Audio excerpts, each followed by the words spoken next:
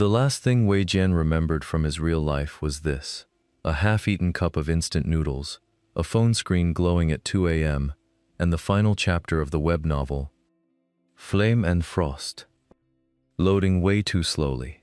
Then the ceiling fan fell, directly onto his head.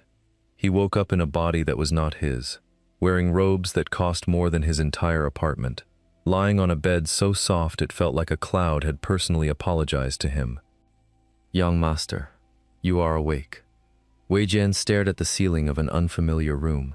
Stone walls, silk curtains, a nervous servant hovering beside him, with the expression of someone who expected to be slapped at any moment. Right, he was inside. Flame and the Frost. Now in the body he had taken over, Ren Yufei, the villain, the cold, arrogant young lord who spent the first 15 chapters of the novel making the male leads' lives miserable before getting publicly humiliated, stripped of his title, and then, in a very dramatic fashion, falling off a cliff. Great. Wonderful. Very exciting. Wei Jian sat up slowly and looked around the room. He needed to think. He had read the whole novel. He knew every plot point, every character, every terrible thing Ren Yufei was supposed to do, and he had exactly zero interest in doing any of it. His goals were simple. 1. Do not fall off a cliff. 2. Collect as much money as possible. 3.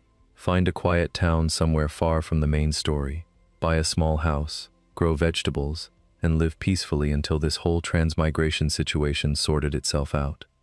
He would not go near the male lead, Shen Liuhe, the ice-cold sword cultivator who was technically Ren Yufei's sworn rival. He would not go near the second male lead, Xiao Chengyu, the cheerful merchant prince who showed up in Chapter 7 and caused half the plot's chaos. He would avoid all of them. He would be a ghost, a very rich ghost. He called for the servant, whose name turned out to be Doufu. Doufu was 17, terrified of everything, and had the biggest eyes Wei Jian had ever seen on a human being. "How much money do I have?" Wei Jian asked. Doufu blinked. "My lord?" "Money, gold, silver, coins. How much?" Doufu told him. Wei Jian let out a very long breath. Ren Yufei was rich. Disgustingly, offensively, completely undeservedly rich. The estate alone was worth more than Wei Jian's entire neighborhood back home. Okay, so step 1 was already handled. He spent the next 2 days quietly reading through Ren Yufei's personal records and planning his escape from the story. He sold 3 unnecessary properties. He reorganized the household finances. He ate extremely good food and slept for 12 hours, because he deserved it, after dying via ceiling fan. He was completely calm, completely in control. Then, on the 3rd day, someone knocked on his study door and walked in without waiting for an answer. Wei Jian looked up from his accounts. The person standing in his doorway was tall, dressed in white robes with silver trim, with dark eyes that looked like they had personally seen and judged every sin in the universe. His expression was carved from something colder than ice. He had the face of someone drawn by an artist who was showing off. Shen Liuhe, the male lead. In Ren Yufei's personal study. "You look different," Shen Liuhe said. His voice was low and flat. He studied Wei Jian the way you study a math problem you already know the answer to. Wei Jian's brain did several things at once. It remembered every scene between Ren Yufei and Shen Liuhe. It remembered that in the novel, this meeting resulted in a screaming match and Ren Yufei throwing a very expensive vase. It remembered that Shen Liuhe was supposed to be the hero of this story, cold and untouchable and brilliant, and that he and Ren Yufei hated each other with the passion of 2 people who had never once spoken like adults. Wei Jian put down his pen. "I've been unwell," he said, in the most neutral voice he could manage. Shen Liuhe stared at him for a long moment. Something flickered in his expression, confusion maybe, or suspicion. "You called off the harassment of the Shen estate merchants," he said. "All 3 orders, reversed." "Oh, right." Wei Jian had done that. Ren Yufei had apparently been running some kind of petty economic war against the Shen family's trade routes, and Wei Jian had cancelled the whole thing because it seemed exhausting and pointless. "It was a waste of resources," Wei Jian said honestly. The silence in the room was so heavy it had weight. Shen Liuhe looked at him for another 5 seconds. Then, without a word, He turned and walked out. Wei Jian stared at the empty doorway. That went fine, he told himself. Dou Fu, who had been hiding behind a bookshelf the whole time, slowly emerged. "My lord," he whispered, "young Master Shen has never left a room without saying something cutting. Not once in 7 years." Wei Jian picked up his pen again. "Good," he said. "I prefer quiet." He ignored the fact that Shen Liuhe had looked back at him once. Just once, right before stepping through the door. He also ignored the way his own heart had done something very inconvenient in his chest. He had vegetables to plan for. He had a cliff to avoid. He did not have time for this.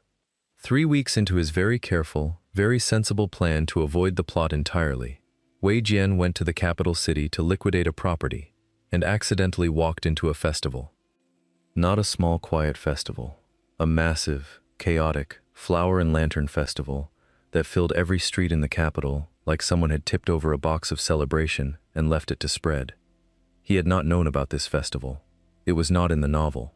Apparently, minor background events were not important enough for the author to write down, which, fair, honestly, but also extremely inconvenient right now.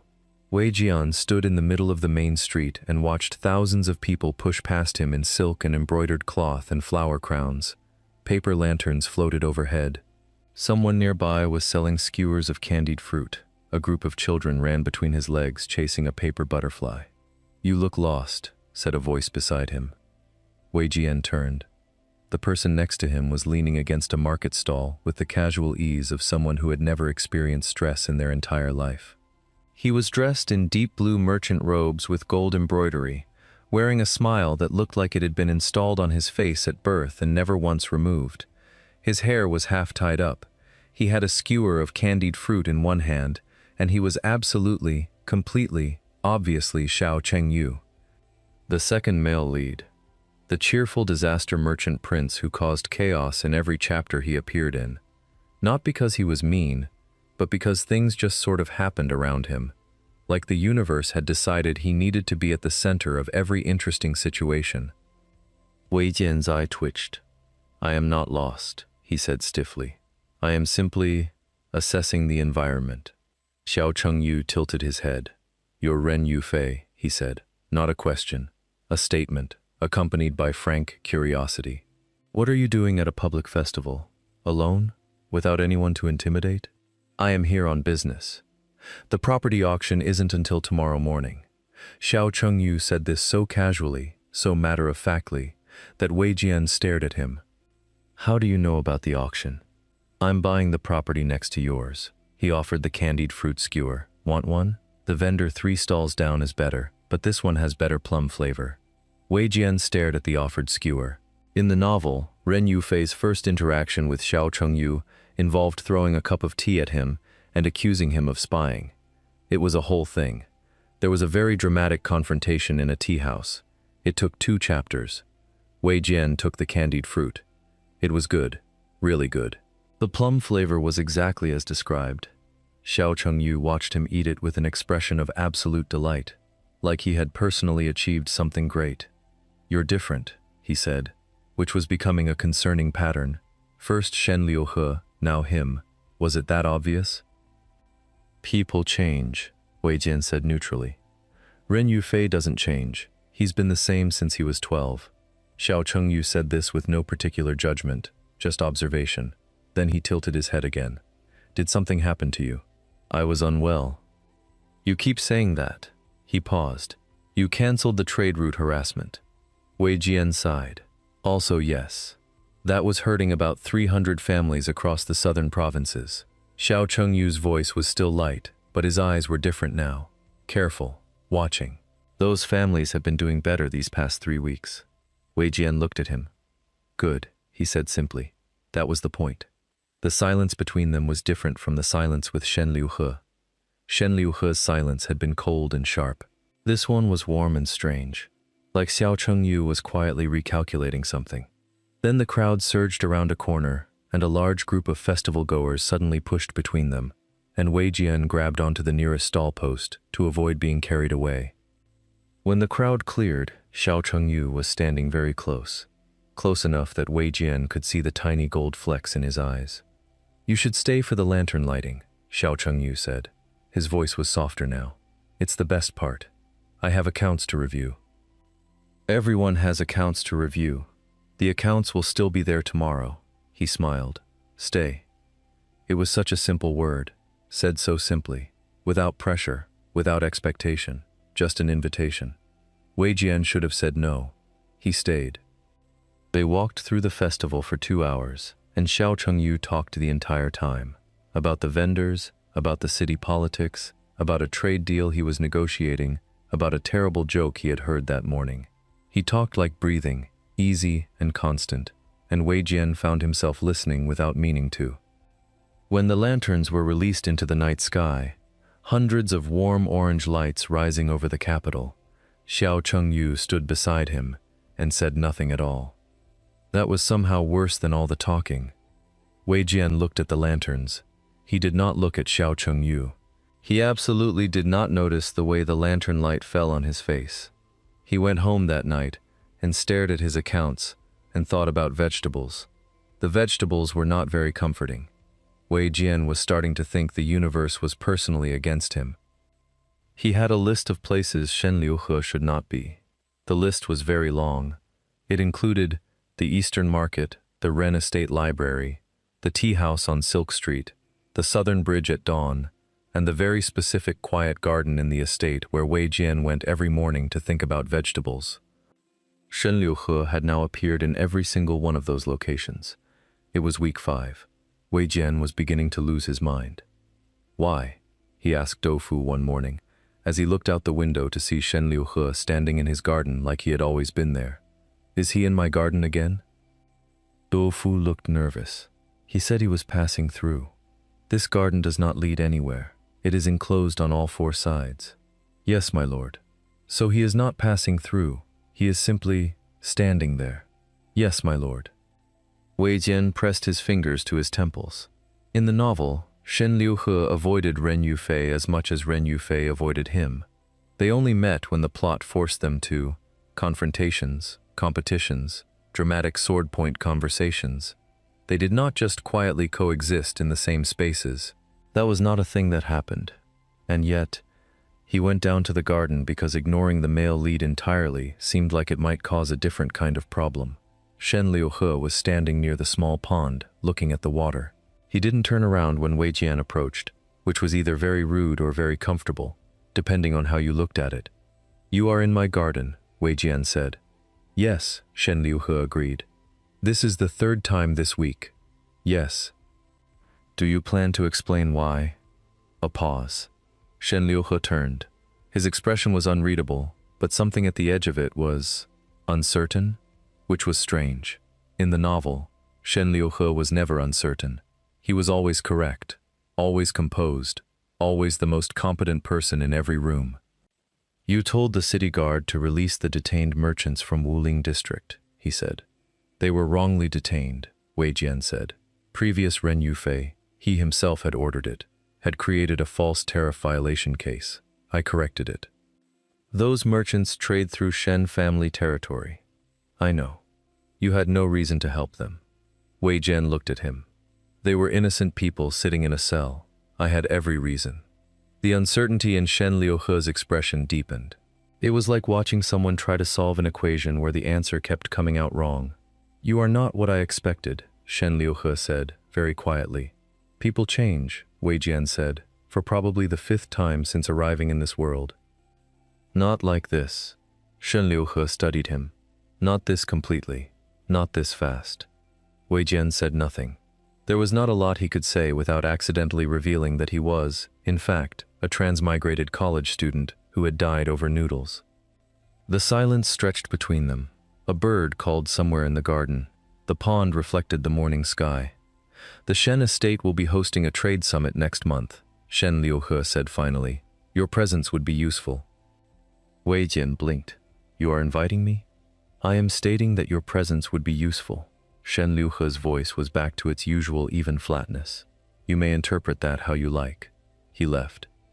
Wei Jian stood next to the pond for a long time after that. An invitation from Shen Liuhe. In the novel, Ren Yufei had gate-crashed the Shen summit uninvited and caused 3 separate scenes. He had not been quietly, calmly, almost shyly invited. Something was shifting. Wei Jian could feel it, like the plot bending around him in ways it was not supposed to. He went back inside, sat down at his desk, and wrote 2 letters. One to decline 4 social engagements he did not want to attend. One accepting the summit invitation because refusing would probably cause more problems. He was doing this for practical reasons, political reasons, trade reasons. He was not doing it because Shen Liuhe had looked at him like he was something worth figuring out. He absolutely was not. He was a little bit. The Shen estate was exactly as the novel described it. Enormous, white, full of sword cultivators, who walked like they were always prepared to fight someone, and cold, in a way that had nothing to do with temperature. Wei Jian arrived with Doufu and 2 guards he had hired, specifically because they had no connection to Ren Yufei's old schemes, and therefore no reason to do anything suspicious. The summit was attended by about 40 powerful families. Wei Jian spent the first 2 hours being excessively polite to everyone, and watching people stare at him like he had grown a second head. Apparently, Ren Yufei's reputation was bad enough that basic politeness read as threatening. Xiao Chengyu appeared at his elbow at the mid-morning tea break. "You're being so normal," he said, sounding personally offended. "Do you know how boring that is? Everyone was expecting drama." "I am not here for drama," Wei Jian said. "That's the most dramatic thing you could have said." Xiao Chengyu handed him a cup of tea. "Shen Liuhe keeps looking at you." "He does not." "He does. He's done it 14 times since you arrived. I counted." Wei Jian looked up. Across the main hall, Shen Liuhe was standing with a group of family heads. He was not looking at Wei Jian.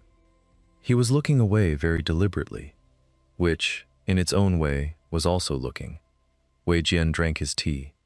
The afternoon session was a trade negotiation between 6 families over a river route. Wei Jian had done his research. He had the numbers when an elder from the Zhao family proposed a toll system that would disadvantage the smaller southern merchants.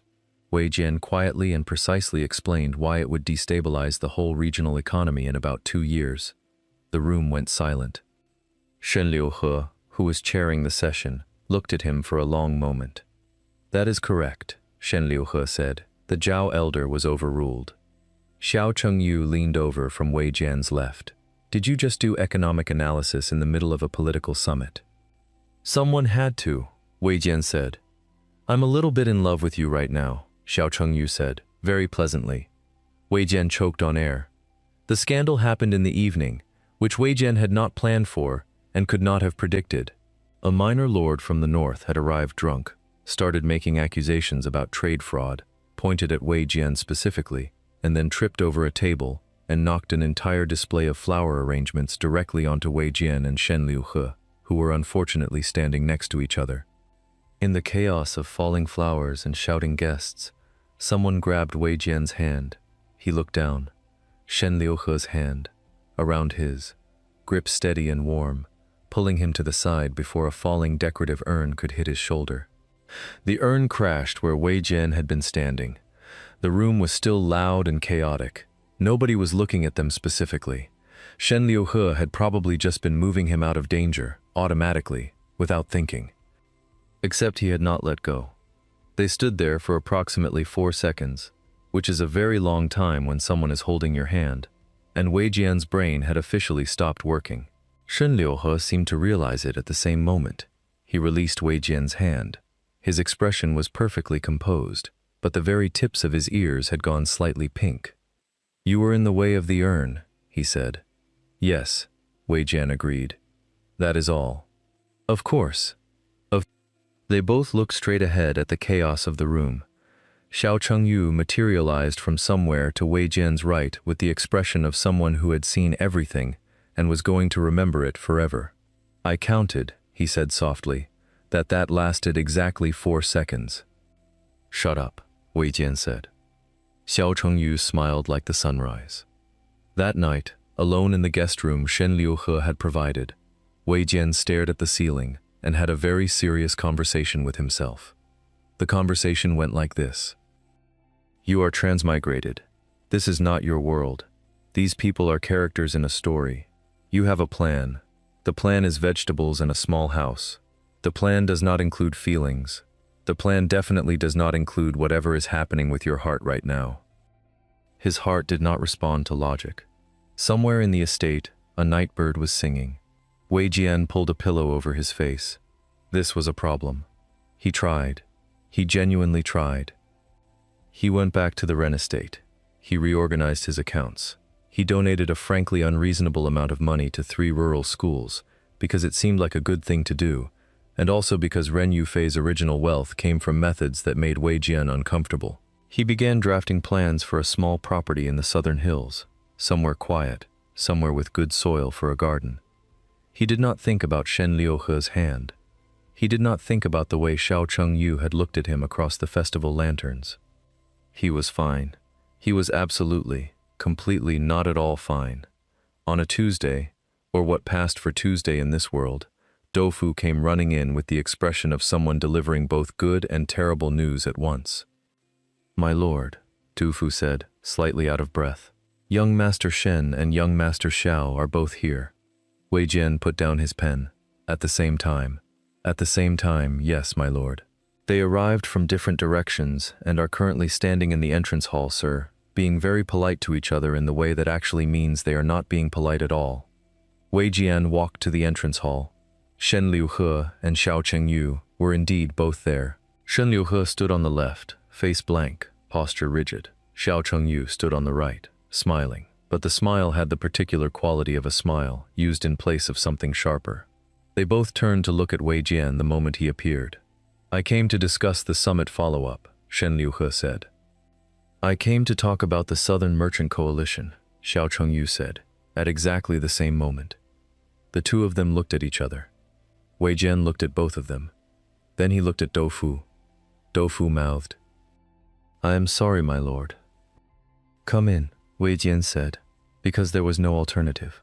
"Both of you, we can discuss everything together." What followed was the most exhausting meeting of Wei Jian's transmigrated life. It was not that either Shen Liuhe or Xiao Chengyu was difficult, exactly. They were both professional. They were both focused on legitimate topics.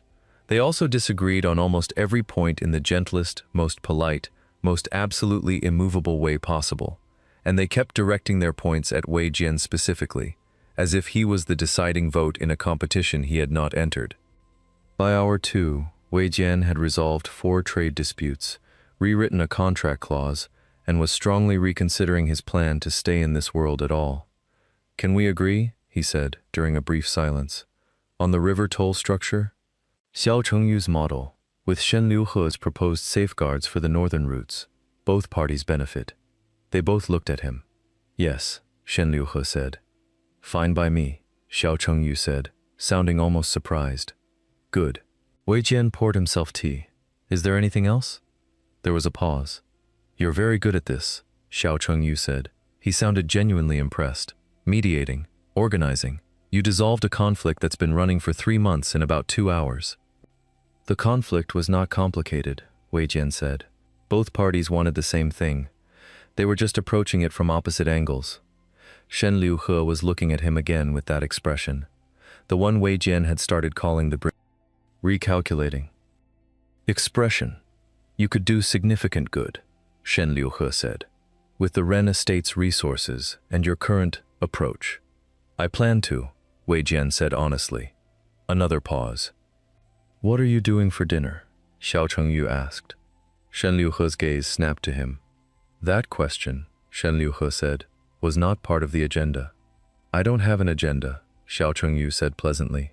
"I'm just hungry, and the food at the Ren Estate smells excellent."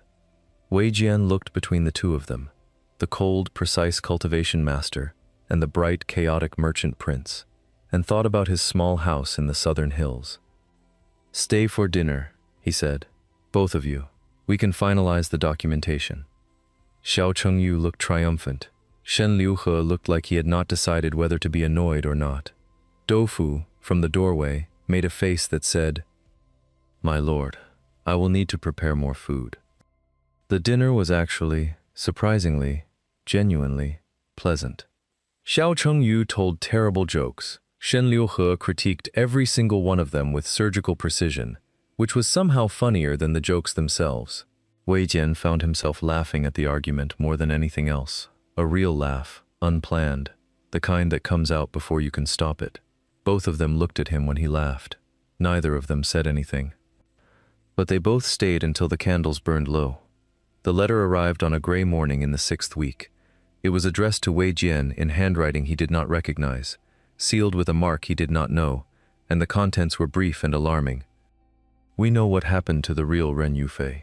Come alone to the old mill north of the city before the new moon. Do not involve the Shen or Xiao families.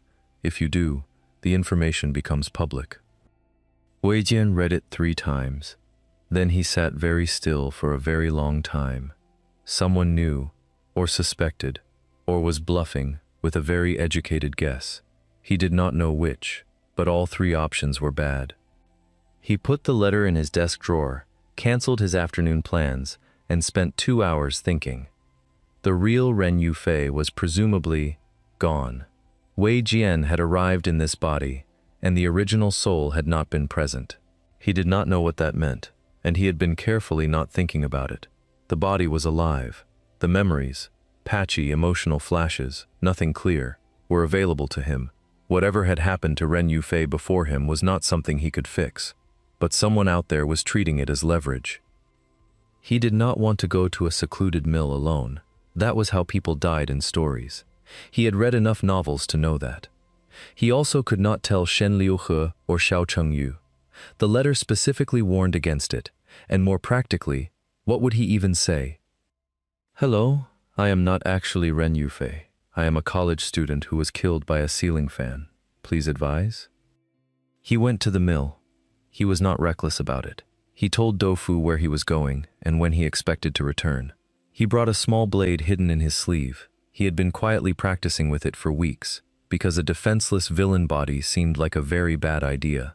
He arrived early and checked the area before going inside. There was one person waiting, a woman in plain clothes, maybe 40, with the posture of someone who had worked very hard physical jobs her whole life and was not apologetic about it. Her name, she told him immediately, was Madame Fei. She had been Ren Yufei's private tutor when he was young, before the young lord's father had dismissed her, before everything had gone wrong. He was not always what he became, she said, looking at Wei Jian with an expression that was grieving something old. The boy I taught was curious, kind. He asked questions about everything. She paused. You remind me of him. Wei Jian said nothing. Whatever happened, Madame Fei said, however you came to be in that body, I think it might be that the universe gave him a second chance. Through you. She looked at him steadily. I am not here to expose you. I am here to warn you. There are people who knew the old Ren Yufei's plans he made before you arrived. They will move forward with those plans, expecting you to be who you were. If you are not prepared, you will be caught in them. She told him what the plans were. Wei Jian listened. They were bad, worse than bad. The original Ren Yufei had been planning to destabilize 3 provinces' trade routes, plant evidence to implicate the Shen family in fraud, and use the resulting chaos to consolidate power. The schemes were already in motion, arranged by people who had served Ren Yufei loyally for years. If Wei Jian did not stop them, they would unfold. People would be hurt. The Shen family, Shen Liuhe, would be hurt. Xiao Chengyu's merchant coalition would be destroyed. He rode back to the estate with the afternoon sky going orange over the hills, and he understood, sitting in the saddle with the wind cold on his face, that his plan had just changed. He could not go to the south and grow vegetables, not yet. Not until he had dismantled every scheme the original Ren Yufei had set in motion. That was going to require help. Specifically, it was going to require trusting 2 people he had been very carefully trying not to get close to. He arrived home, walked into his study, sat at his desk, and wrote 2 letters. One to Shen Liuhe, one to Xiao Chengyu. I need to tell you something. It will sound unbelievable. I am going to tell you anyway, because the alternative is worse. Please come. He sealed them. He handed them to Dofu. He sat back in his chair and stared at the ceiling and thought, this is it. This is the part where everything either gets better or completely falls apart. Dofu hovered in the doorway. My lord, are you all right? I have no idea, Wei Jian said honestly. Dofu nodded with the wisdom of someone who had long accepted that their employer was entirely beyond prediction. Shall I bring tea? Yes, Wei Jian said. A lot of it. They came the next evening. Shen Liuhe arrived first, exactly on time, because of course he did. Xiao Chengyu arrived 2 minutes later, slightly out of breath, which suggested he had hurried, which suggested the letter had worried him, which Wei Jian filed away and tried not to think about too much. They sat across from Wei Jian in the study, and they both looked at him with different versions of careful attention, and Wei Jian thought, I have prepared for this. I know what I want to say. I have planned it. He had not planned for how hard it would be to actually say it. What I am about to tell you, he began, is going to sound like I have lost my mind. I need you to hear all of it before you respond. Xiao Chengyu nodded. Shen Liuhe said nothing, which was his version of agreement. Wei Jian told them everything. Not just the schemes, everything. Where he had actually come from. What had happened to him. What he remembered of the original Ren Yufei and what he did not. The novel. The plot he had been trying to avoid. The ceiling fan. All of it. He spoke for a long time, looking at the desk, and when he finally stopped talking and looked up, both of them were very still. Xiao Chengyu's expression had done several things during the explanation.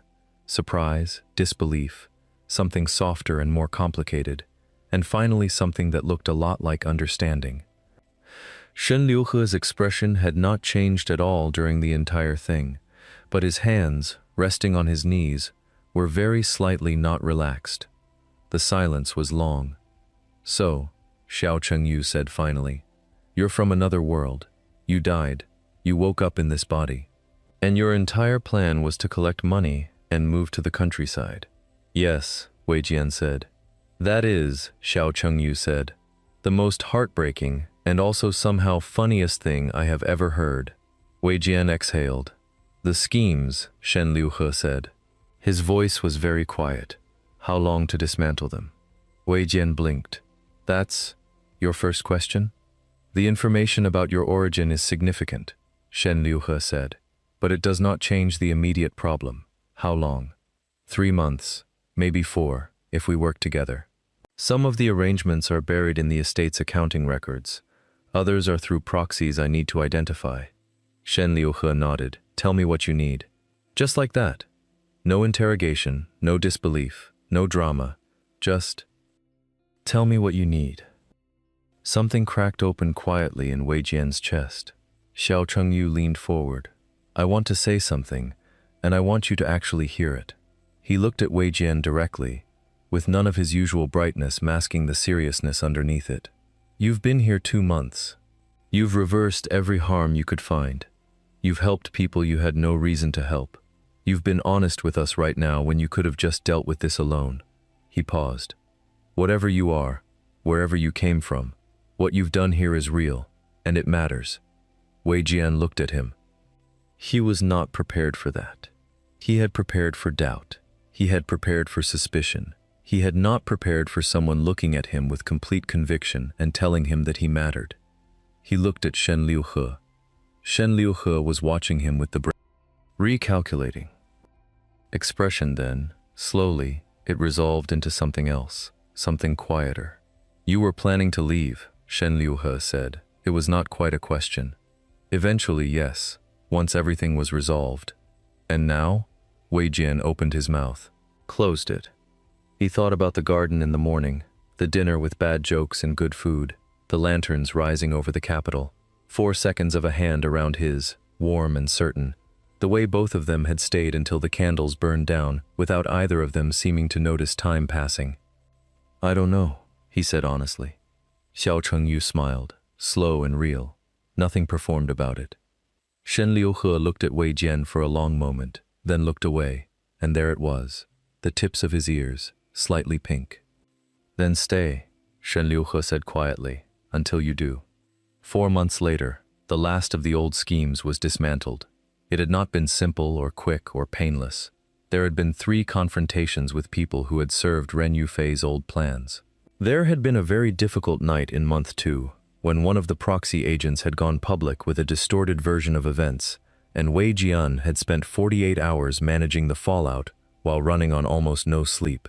There had been a moment in month 3 when Shen Liuhe had put himself physically between Wei Jian and a drawn sword, and Wei Jian had approximately stopped breathing for the rest of that afternoon. There had also been a lot of other things, smaller things, the kind that accumulate quietly. Xiao Chengyu leaving candied fruit on Wei Jian's desk when he came to work on trade documents.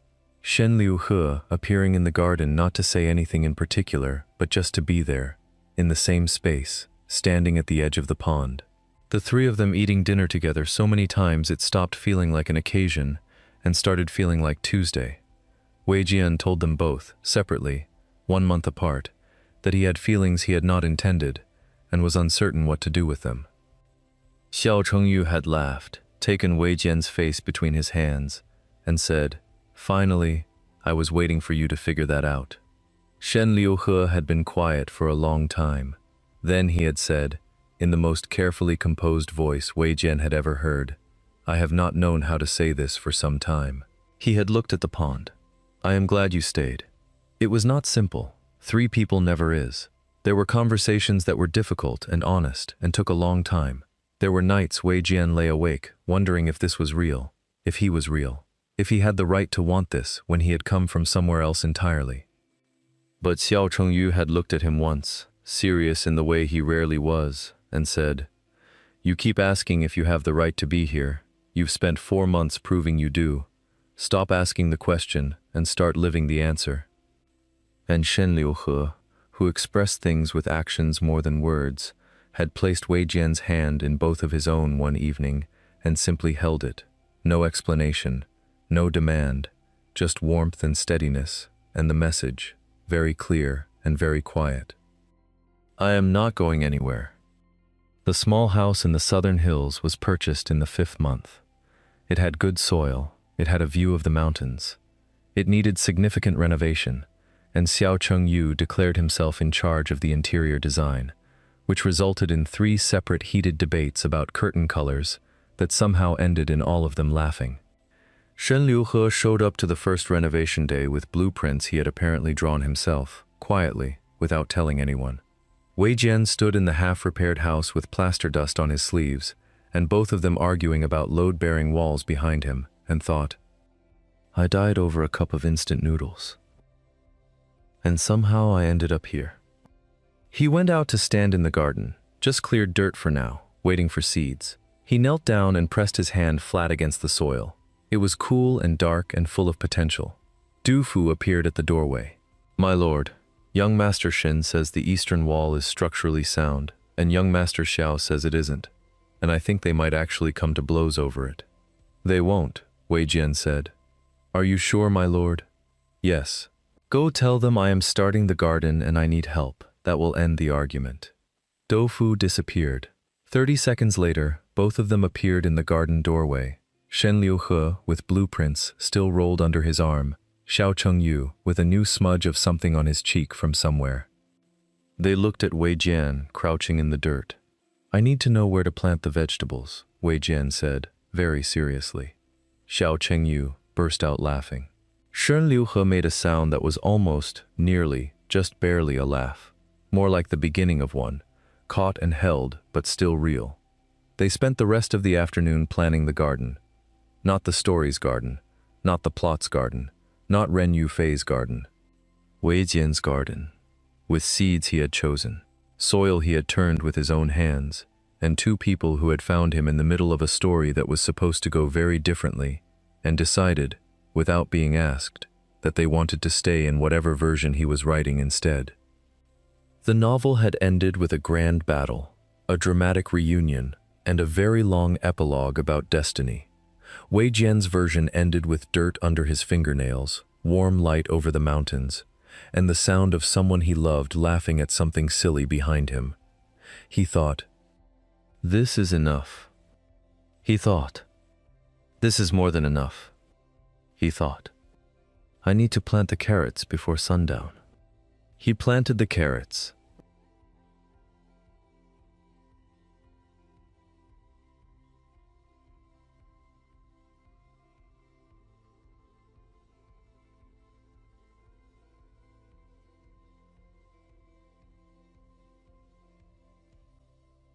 The last thing Park Ji-ho remembered before dying was stepping off a curb while reading a novel on his phone. A truck, a flash of light, and then an apron. He opened his eyes to a fire burning low in a stone hearth. The smell hit him first. Ginger, star anise, something rich and slow cooked. His hands were rough and calloused in a way his actual hands had never been, and when he looked down, there was a large wooden spoon gripped in his right fist like a weapon. He was standing in the middle of the biggest kitchen he had ever seen in his life. Stone counters stretched wall to wall. Copper pots hung from the ceiling on iron hooks.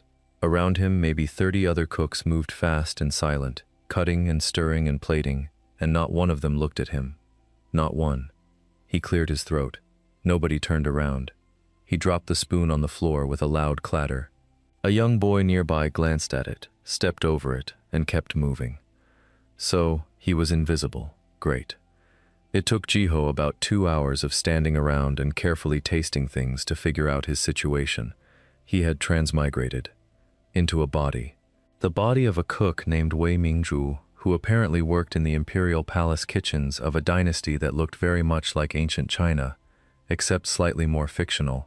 Wei Mingzhu had been a cook for 6 years, and in those 6 years had never once been spoken to directly by any official, any servant of rank, or any member of the royal household. The man was a ghost in his own life. Ji-ho felt a strange kind of sad kinship with him. He also felt very hungry, so he ate a bowl of congee he found sitting on the counter and decided to figure out the rest later. His first full day in the body of Wei Mingzhu taught him several things. 1, he was responsible for making soup, just soup, every day, one specific pot of clear broth for the imperial meal, which would be tasted by an eunuch official, approved or rejected, and then carried away. He had never personally met the emperor, and there was no reason to think he ever would. 2, the other cooks were not mean to him exactly. They just talked around him, over him, past him, like he was part of the furniture. 3, Wei Mingzhu's recipe box was hidden under a loose stone near the fire. Ji-ho found it by accident when he tripped. That recipe box changed everything. He opened it carefully, pages worn thin at the edges from years of handling. The handwriting was cramped and small, but every recipe had a note beside it. Not instructions, feelings. This soup is for homesickness. This dish is for cold mornings when you miss someone. This broth is for grief you cannot name. Ji-ho sat down on the floor right there beside the hearth and read the whole thing. Wei Mingzhu had cooked every dish with a feeling attached to it. He had been trying quietly and alone to put emotion into every meal that left his hands, and nobody had ever noticed. Ji-ho decided right then that if he was going to be stuck in this body, he was going to cook the way this man deserved to cook, with everything. He made the broth that afternoon with the recipe labeled warmth for a person who has forgotten they deserve to be cared for. He did not know who would eat it. He added every ingredient exactly as described, following the notes like a letter. The eunuch came to taste it. He tasted it. He stood very still. Then he tasted it again. He picked up the pot. He walked out of the kitchen. He did not say a single word to Ji-ho. Ji-ho watched him go and thought, well, that's either very good or very bad. He found out the next morning a different eunuch appeared at the start of the kitchen shift. Senior, the kind with an official seal hanging from his belt. He walked directly to Ji-ho, which was alarming because nobody ever walked directly to Ji-ho. You are Wei Mingzhu? Yes, said Ji-ho, with only a small voice crack. His Majesty the Emperor has sent word. Your broth is to be served at every meal from this day forward, morning, afternoon, and evening. Silence fell over the kitchen. Every single cook stopped moving at exactly the same time. Ji-ho could feel 30 pairs of eyes swivel to him in unison. It was the most attention he had received since arriving. Every meal? He said. Every meal. The eunuch left. The kitchen stayed silent for another 5 seconds. Then everyone went back to work and carefully, pointedly, did not look at Ji-ho again. But this time the not looking felt different. This time it had weight. Ji-ho picked up his spoon. His heart was doing something strange and fast in his chest. He thought, I have never met the Emperor. The Emperor has never met me. We have only spoken through a bowl of soup. He looked down at the recipe box and thought about the label he had chosen yesterday. Warmth for a person who has forgotten they deserve to be cared for. He wondered, without meaning to, what that said about the man who ate it and asked for more. 3 weeks passed. Every meal, 3 times a day, Jiho made the broth. Every time the eunuch came to collect it. Every time the pot came back empty. The emperor ate every drop. The kitchen had started to change around Jiho in small ways he was only beginning to notice. When he reached for the good cutting board, someone moved aside. When he needed the back burner, it was always free. Nobody spoke to him still, not really, but the silence had shifted from the invisible kind to the aware kind. He was being noticed. He was not sure how he felt about it. On the 22nd day, a different eunuch arrived at the kitchen, not the usual one. This one was younger, with a nervous energy that made the other cooks bow lower than normal. He carried a piece of paper with a red seal that Jiho, even as a transmigrator with limited knowledge of imperial protocol, recognized immediately as something important. The eunuch stopped in front of Jiho. Everyone in the kitchen found somewhere else to look at extremely carefully. "His Majesty has an inquiry," the eunuch said, reading from the paper in a formal voice that suggested he had practiced this, regarding the preparation method of the broth. Specifically, why it tastes different each day while remaining the same recipe. Jiho blinked. He noticed that? The eunuch looked up from the paper. "Is that your answer?" "No, sorry," Jiho thought fast. "Each batch uses the same ingredients, but the fire is different every day. Morning fire is slower, afternoon fire is hotter, evening fire I let burn down low before I start. The soup learns from the heat."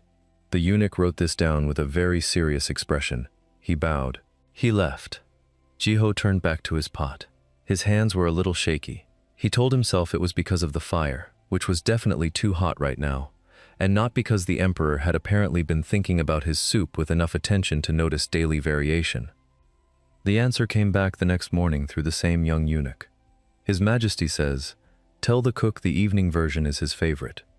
And then the eunuch left again. Jiho stood there holding a ladle.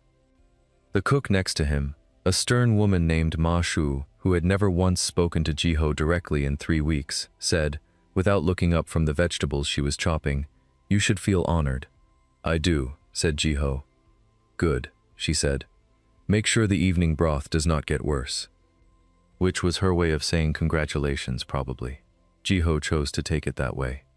He made the evening broth that night with the recipe labeled, "For loneliness that you pretend is not there." He had been cycling through the box, choosing by instinct.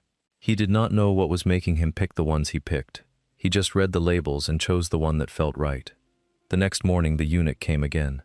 "His Majesty asks if the cook has a name." Jiho's heart did something complicated.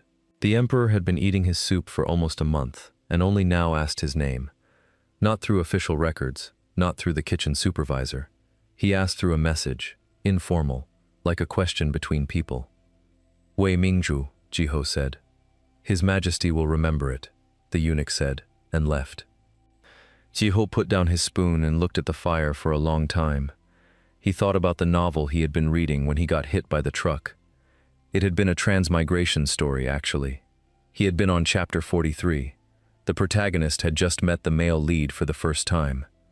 He thought about the face of the emperor, which he had never seen. He only knew the man through an empty bowl returned to the kitchen 3 times a day, and a series of short messages passed through a nervous young eunuch who seemed to feel very stressed about all of it. He thought about a recipe book full of feelings.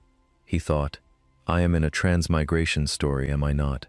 He thought, oh no. And then he laughed, alone in the early morning kitchen with the fire burning low, because it was either laugh or panic, and panic would ruin the broth.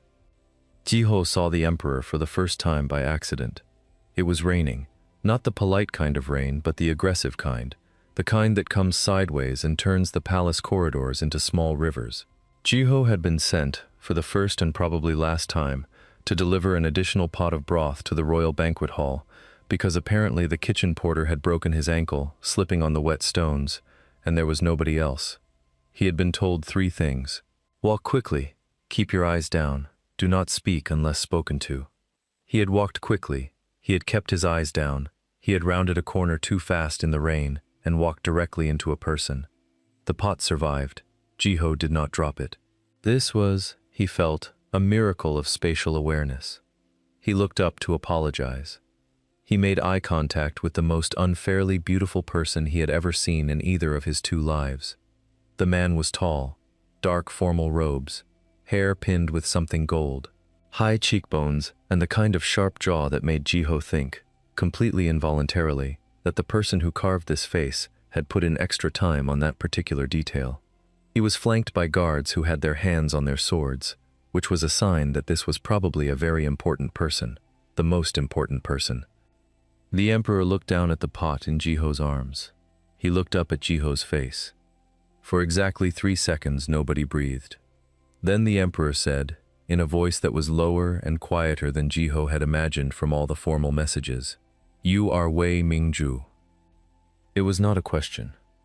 "Yes," Jiho said, and remembered immediately that he was supposed to bow and bowed, almost sloshing the broth. "The soup. I was bringing it to the banquet hall. The porter." The emperor looked at the pot again. He had an expression Jiho could not read. It was very flat, like a calm lake, the kind that is very deep. You walk fast. "I did not want it to get cold," Jiho said, and then added, "Your Majesty, 1 second too late." Something in the emperor's expression moved. It was not a smile. It was more like a shift, the way light changes when a cloud passes. He stepped to the side of the path to let Jiho pass. "Continue," he said. Jiho continued. He walked all the way to the banquet hall without tripping, handed the pot to the waiting official, turned around, and walked all the way back to the kitchen. He sat down on the floor next to the fire. He said to nobody, "That man is going to be a problem." Mashu, who was grinding spices nearby, said, without looking up, "Yes." "You heard what I said?" "I hear everything in this kitchen," she said. "I just choose not to involve myself." She paused her grinding. "His Majesty is known to be serious. He rarely speaks to people outside official settings. He has not spoken informally to anyone in the kitchen in 6 years. 6 years. Jiho had been here exactly 23 days. "I see," said Jiho. "Do you?" said Mashu. It was not a question either. She went back to grinding. That evening, Jiho made the broth with the recipe labeled, "For the strange feeling of meeting someone who already knows something about you." He had not known Wei Mingju had written that one. He found it tucked behind 2 other pages, like it had been hidden slightly. The pot came back empty as always. But this time there was something with it. A small folded piece of paper tucked under the lid. Not a formal message, just a few words, written in a hand that was controlled and precise. It said, "The evening version remains the best." Why? Jiho stared at it for a long time. He wrote back on a scrap of paper, pushed it into the next morning's delivery, because by evening everything has had more time to think. He did not know why he wrote that. He did not know if it made sense. He handed the pot to the eunuch and told himself to stop being weird about a man he had met for 30 seconds in the rain. He was not very successful. That night he dreamed about a pair of eyes looking at him across a pot of broth, flat and calm and very, very deep. The paper messages became a thing. Nobody officially acknowledged that they existed. Not the eunuch, who collected the pot every meal with a carefully blank face. Not Ma Shu, who definitely noticed and said nothing. Not any of the other cooks who had gone from ignoring Jiho to watching him with the focused attention of people who had discovered something interesting happening in their workplace and did not want to miss it. The emperor's messages were short. Jiho's were short too. Usually, it felt like neither of them wanted to be the one who wrote more. Day 29. Today's broth had a different smell, almost sweet. Jiho. I added 1 extra piece of dried fruit. It felt right. Day 31. Does the cook always decide things by feeling? Jiho. The cook who taught me believed food remembers who made it. If you are distracted, the food knows. Day 32. After a long pause of nothing. What is the cook thinking about today? No question mark. Jiho held the paper for a while. He wrote back, someone I have not met properly yet. Then he stared at what he had written, thought that was deeply too honest, and sent it anyway, because changing it at that point felt like cowardice. The reply came back the same evening. Is that an answer or a complaint? Jiho laughed so hard he accidentally oversalted the pot and had to start over. By day 35 he had started looking forward to the messages more than was reasonable. He told himself it was just because the transmigrated life of an invisible cook was boring, and this was the most interesting thing happening to him. He told himself that a lot. He also started putting more care into what he chose from the recipe box. He read the labels slower. He sat with the feeling of each one before choosing. Day 38, the Emperor's message said, "I would like to see how it is made." Jiho stared at that. He wrote back, carefully, "The Imperial Kitchen is not usually a place for visitors." The reply came in about 4 hours, which was fast. "I am aware, I built it." Which, Jiho thought, was technically a great point. He also thought, a little wildly, that the Emperor had just made a joke. A very dry, understated joke. He wrote back, "Your Majesty is correct, and I apologize for forgetting that." And then under it he wrote, "Tomorrow morning, the fire starts at the first bell." He sent it before he could overthink. The kitchen, the next morning, was very quiet. Ma Shu arrived early, which she never did. 2 other cooks arrived early, which they also never did. Everyone was chopping and stirring with the very focused energy of people trying extremely hard to look like they were not waiting for something. Jiho started the fire at the first bell. At the second bell, the Emperor walked into the kitchen. No announcement, no procession, just the guards outside the door and the Emperor himself, in simpler robes than before, standing in the entrance of the kitchen and looking around like he was seeing it for the first time. Which, Jiho realized, he probably was. Emperors did not typically visit kitchens. Every cook in the room bowed without looking up. The Emperor waved one hand and said, "Continue." They continued, with slightly more concentration than usual. He walked to where Jiho was standing, at the large center fire. "You start very early," the Emperor said. "The first pot needs 2 hours," Jiho said. He handed over a small tasting bowl without thinking about it, then thought about it, and almost took it back. But the Emperor took it from him without looking offended. He tasted it. The broth was only 40 minutes in, not ready yet. He said, "It is thinner, more plain. It gets richer as it goes," Jiho said. "Right now it is still becoming itself." The Emperor looked at him, that flat, deep expression again. "You speak about soup like it is a person." "Wei Mingzhu, who taught me how to cook, believed it was," Jiho said.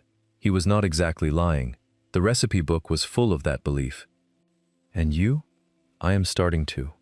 They stood next to the fire, in the same silence that was not actually silence, the kind with things moving around inside it. The kitchen was very carefully not watching them. The fire cracked and shifted. The Emperor said, very quietly, "I have not entered this part of the palace in 6 years." He did not say why. Jiho did not ask. He just added 3 more ingredients to the pot and stirred, slow and even, the way the recipe described. The Emperor stayed for the whole 2 hours. He did not say much else. When the broth was finished and poured and the eunuch came to collect it, the Emperor stood aside, watched it go, and then said to Jiho, "Same time tomorrow?" Jiho said yes before he understood what he was agreeing to. When the Emperor left, every cook in the kitchen simultaneously exhaled. Ma Shu pointed her knife at Jiho and said, "You are going to cause such problems." "I know," said Jiho. "Good," she said, which meant she thought it was worth it. Or possibly, that she had no idea how to stop it. Either way.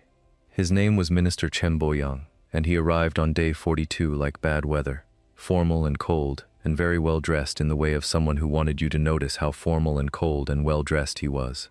He came to the kitchen himself, which was the first odd thing. Officials did not come to the kitchen. Jiho was in the middle of the morning prep when Ma Shu appeared at his elbow and said in a low voice, "Someone is here for you, be careful." Chen Boyang stood at the kitchen entrance. He looked around the room with the expression of someone who had walked into a lesser establishment than expected. He looked at Jiho. "You are Wei Mingzhu." "Yes," said Jiho. "You are cooking for His Majesty." "His Majesty eats what comes from this kitchen," Jiho said carefully. "I am one of the cooks." Chen Boyang's expression said he found that answer unhelpfully technical. He stepped closer, lowering his voice. "You have been seen in the kitchen with the Emperor, several mornings now. People are talking." Jiho thought, "Let them talk. I am making soup," he said. His Majesty expressed interest in the preparation process. "I am simply cooking." "You are simply a cook." Chen Boyang corrected. That is all you are.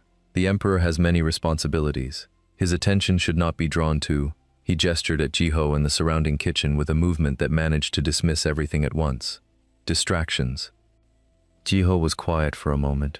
He looked at the pot on the fire. Then he said, very calmly, I do not call him here. He comes. If you want him to stop, you will need to speak with him about that. Chen Boyang went still in the way of someone who had expected a different reaction and was recalculating. You are bold, he said, for a cook. I am just finishing the morning broth, Jiho said. If you have nothing else, I should focus on this. The fire changes everything. The minister left. Jiho kept his breathing even and his hands steady. When the kitchen door closed, he stirred the pot 3 times fast and reminded himself that he was, technically, just a cook. He had no power here. He had no rank. What he had was a recipe box full of feelings and an emperor who came to his kitchen every morning before the second bell. He chose the recipe labeled, for standing firm when someone tries to make you feel small. He made it well. That evening, the message under the lid said, Chen Boyang came to see you today. Jiho wrote back, he did. Reply, what did he say? Jiho, that I am a distraction, a longer gap than usual. Then, he is wrong. Jiho read that twice. He pressed the paper flat on the counter and looked at those 3 words for a long time. He felt something in his chest shift. He wrote back, he is not entirely wrong. I have been thinking about whether this is good for you. Reply faster this time. Do not make that decision for me.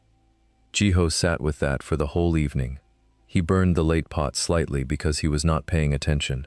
Ma Shu fixed it without saying anything and gave him a look that said she was absolutely saying something, just not out loud. He wrote one more note that night. He folded it and left it with the pot, even though there was no meal delivery until morning. It said, I am not going anywhere. I am only worried. When the morning eunuch collected the pot, he also left a note. 3 words again. I know. Thank you. Jiho did not talk to anyone for an hour. He just cooked. It happened on day 51, and nobody was ready for it, including Jiho. The morning kitchen visit was normal. The emperor stood by the fire. Jiho cooked. They talked about small things, the recipe, the weather.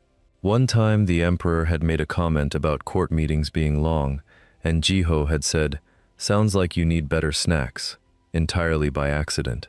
And the emperor had looked at him with that deep lake expression and said, probably, very seriously, and Jiho had had to turn back to the fire before his face did something embarrassing.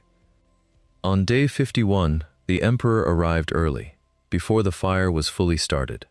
Jiho was crouched by the hearth, adding the first kindling, when he heard footsteps and looked up. You are early, Jiho said, because he apparently had no self-preservation instinct. So are you, said the emperor. I live here, said Jiho, basically.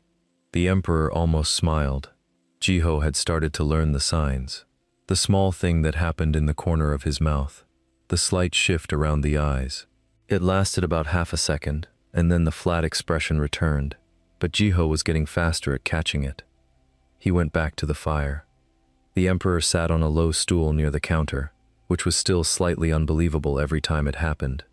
An emperor sitting in a kitchen on a basic wooden stool. For a while it was quiet. Then the emperor said, Chen Boyang has been speaking to other ministers. About me, said Jiho. About the time I spend here. A pause. He believes I am behaving in a way that is, another pause, not appropriate for my position. Jiho stirred the pot. Maybe he is right. I told you not to decide that for me. I am not deciding. I am saying maybe someone who knows court rules better than I do has a point. Chen Boyang has a point about many things, the emperor said. He is still wrong about this. He was looking at the fire. His voice was the same even tone he always used, but there was something underneath it today that Jiho had not heard before. I spent 4 years being told what was appropriate, what to prioritize, who to speak to. The broth was the first thing in 4 years that felt like something outside all of that. Jiho stopped stirring. The emperor did not look at him. You cook things that feel like something. I do not know how. But every meal I know which recipe you chose and why, even though you never tell me. The morning ones feel like the day starting. The afternoon ones feel like effort. The evening ones feel like..." He stopped. "Like what?" Jiho said, and his voice was quieter than he meant. "Like someone is sitting with you," the emperor said, "even when you are alone." The fire cracked. Something fragrant rose from the pot. The kitchen around them was empty because it was still very early, and for once there were no other cooks pretending not to listen. Jiho turned from the fire and looked at the emperor directly. He had been careful not to stare. He had been careful about a lot of things. He stopped being careful. He said, "The recipe I chose this morning is labeled in the book as, for the feeling you get when you realize you have been waiting for someone without knowing it." The emperor looked up at him. Neither of them moved. Then the emperor stood up. He was taller than Jiho by several inches, and standing this close that registered more clearly than usual, he said, quietly, "Wei Mingju." "Yes," said Jiho. "I do not know the protocol for this situation." "Neither do I," said Jiho. "I am a cook." "You are the most inconvenient person I have met in 6 years of ruling," the emperor said. And then, almost like the words surprised him too, "I have been looking for reasons to come to this kitchen for 7 weeks." Jiho thought, this is where a smart person says something diplomatic. He was not a smart person. He said, "The broth is ready at the first bell. I am always here." The emperor looked at him for a long moment. "Always," he said, and it sounded like he was testing the word. "Always," Jiho confirmed. Something in the emperor's face changed, slow and real, like a lock opening. He reached out and picked up the tasting bowl from the counter. He dipped it into the pot and tasted it without looking away from Jiho. "This one," he said, "is the best yet?" Jiho turned back to the fire so the emperor could not see his face. His hands were shaking a little. Not badly, just enough to know something was happening. The petition arrived at court on day 58. Jiho found out the way he found out most things, through Ma Shu, who had sources everywhere in the palace and said nothing unless it was important. She appeared at his side at midday and said, without preamble, "Chen Boyang has submitted a formal complaint to the court council. He is requesting that all kitchen staff who have had direct contact with the emperor above normal duty be reassigned to the outer palace." Jiho put down his knife. "All kitchen staff," he said. "Specifically you," said Ma Shu, but he worded it broadly so it would not look targeted. Jiho was quiet for a while. He looked at the fire. "What happens if the council approves it? You move to the outer palace kitchens. No contact with the imperial household. Different kitchen entirely." She paused. "His Majesty would not receive your broth anymore. A different cook would take over. The thing about being a transmigrated nobody in a royal palace was that you had very little power over anything." Jiho knew this. He had known it since the first day. He was not nobility. He was not an official. He was a cook, with calloused hands and a recipe box that had been hidden under a stone. He thought about the messages under the lid. He thought about a man sitting on a wooden stool by a fire for 7 weeks, because the soup made him feel less alone. He said, "When is the council meeting?" "Tomorrow morning," said Ma Shu. That night, Jiho did not sleep well. He lay on the thin mat in the kitchen staff quarters and stared at the ceiling and thought about what he could do, which was essentially nothing, and what the emperor would do, which he did not know. He had left a note in that evening's delivery. Just, "I heard about the petition. Do what is right for your court. I will be fine." The emperor's reply came back an hour later, which was very fast and meant someone had run. "Stop telling me what is right." And then, in smaller writing below, as if added after, "You will not be going anywhere." Jiho held that paper for a long time. The morning arrived. The council meeting happened across the palace, in a room Jiho had never seen. He started the fire at the first bell and cooked and waited. The emperor did not come at the second bell. He did not come at the third. Jiho cooked. He chose a recipe labeled, "For when you are afraid but you keep going anyway." He put everything into it. The eunuch collected the morning pot without a word. At midday, the senior eunuch returned to the kitchen. Not the nervous young one, the important one with the seal. He walked to Jiho directly and said, "His Majesty addressed the court council this morning regarding the petition." Every cook in the kitchen stopped moving. "The petition has been dismissed. His Majesty stated that decisions regarding palace staff belong solely to his authority, and that Minister Chen Boyang overstepped the council's scope. The senior eunuch paused. His Majesty also said, for the record, that the kitchen broth has had direct positive effect on imperial health, and that reorganizing the kitchen staff would be counterproductive to court function. Jiho said. He said that? About the broth? Those were the official stated reasons, yes, the senior eunuch said. His face stayed official and blank, but something around his eyes suggested he found all of this very entertaining. He also had Minister Chen Boyang formally reminded that the inner palace staff is not the council's concern. He bowed. He left. The kitchen stayed very quiet for 4 seconds. Then Ma Shu said, loudly, for the first time in months, to Jiho directly, "That man just went to court for your soup." "For the soup?" Jiho said. "Yes," said Ma Shu. "Absolutely for the soup." Jiho put his face in his hands. His ears were very warm. He was not going to say what he was thinking, because what he was thinking was both obvious and terrifying. That evening's delivery came back with a note. "Are you still there?" Jiho wrote back, "I am making your evening broth right now. The fire is good tonight." Reply, "Good. Come to the garden gate tomorrow, before the first bell. I would like to walk."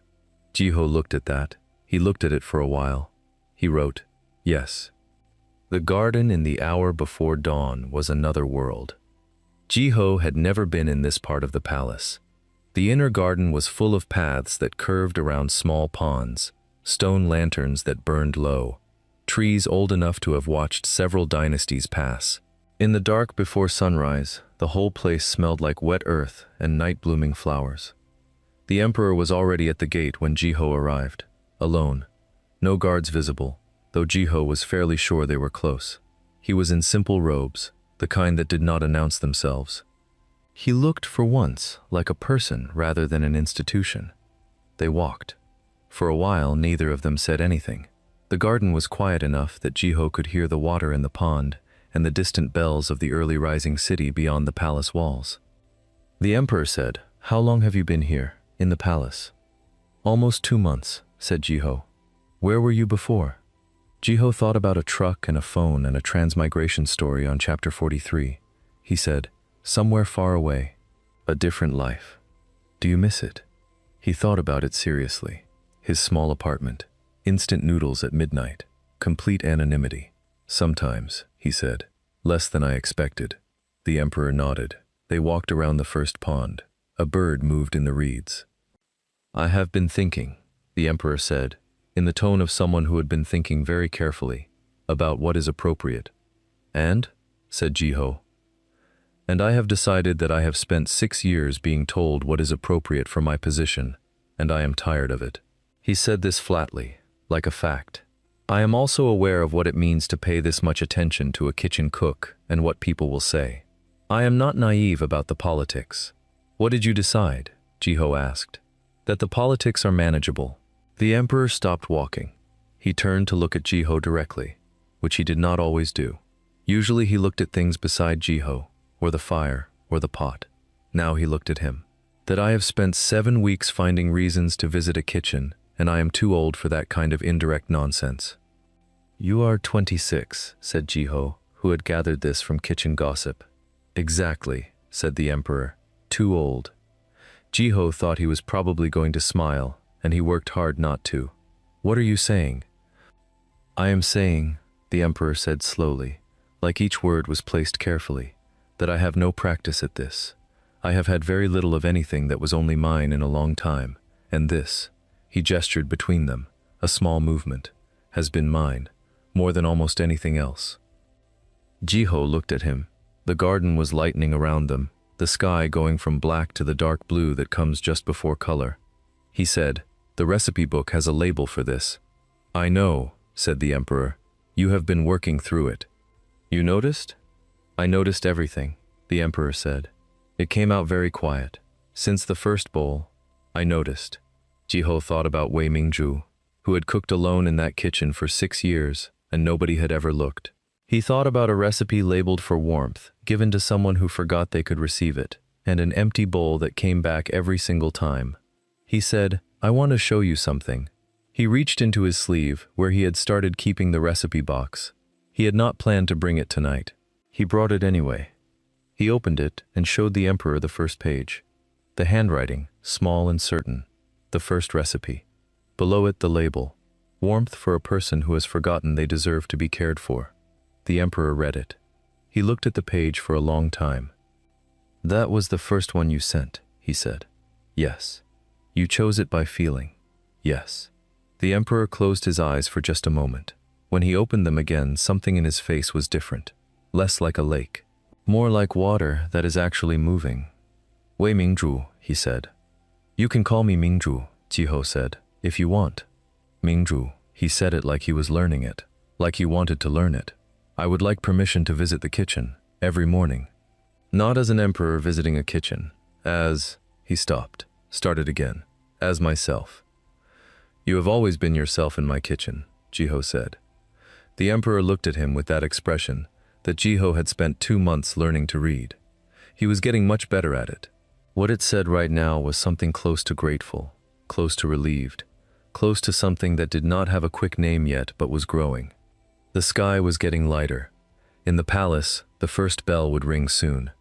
Jiho closed the recipe book. He said, "Come to the kitchen at the first bell. I will start the fire." "Every morning?" the emperor said. "Every morning," said Jiho. They walked back to the gate together, not quite touching, the garden quiet around them. At the gate they stopped. The city beyond the walls was starting to wake. The palace bells were about to ring. The emperor said, not looking away, "The recipe you will make today." "I have not chosen it yet," Jiho said. "What does it need to say?" Jiho thought about 2 months of messages. An empty bowl. A man sitting on a wooden stool by a fire. A dismissed petition. A garden before dawn. He said, "I think today is for the feeling of something beginning." The emperor was quiet for a moment. Then quietly, so quietly it was almost just breath. "Yes." The first bell rang. Jiho smiled. He went to start the fire. Behind him, he heard the emperor follow, and he thought, well, here we are then, the invisible cook and the lonely emperor and the fire between them. It was, all things considered, a very good place to begin.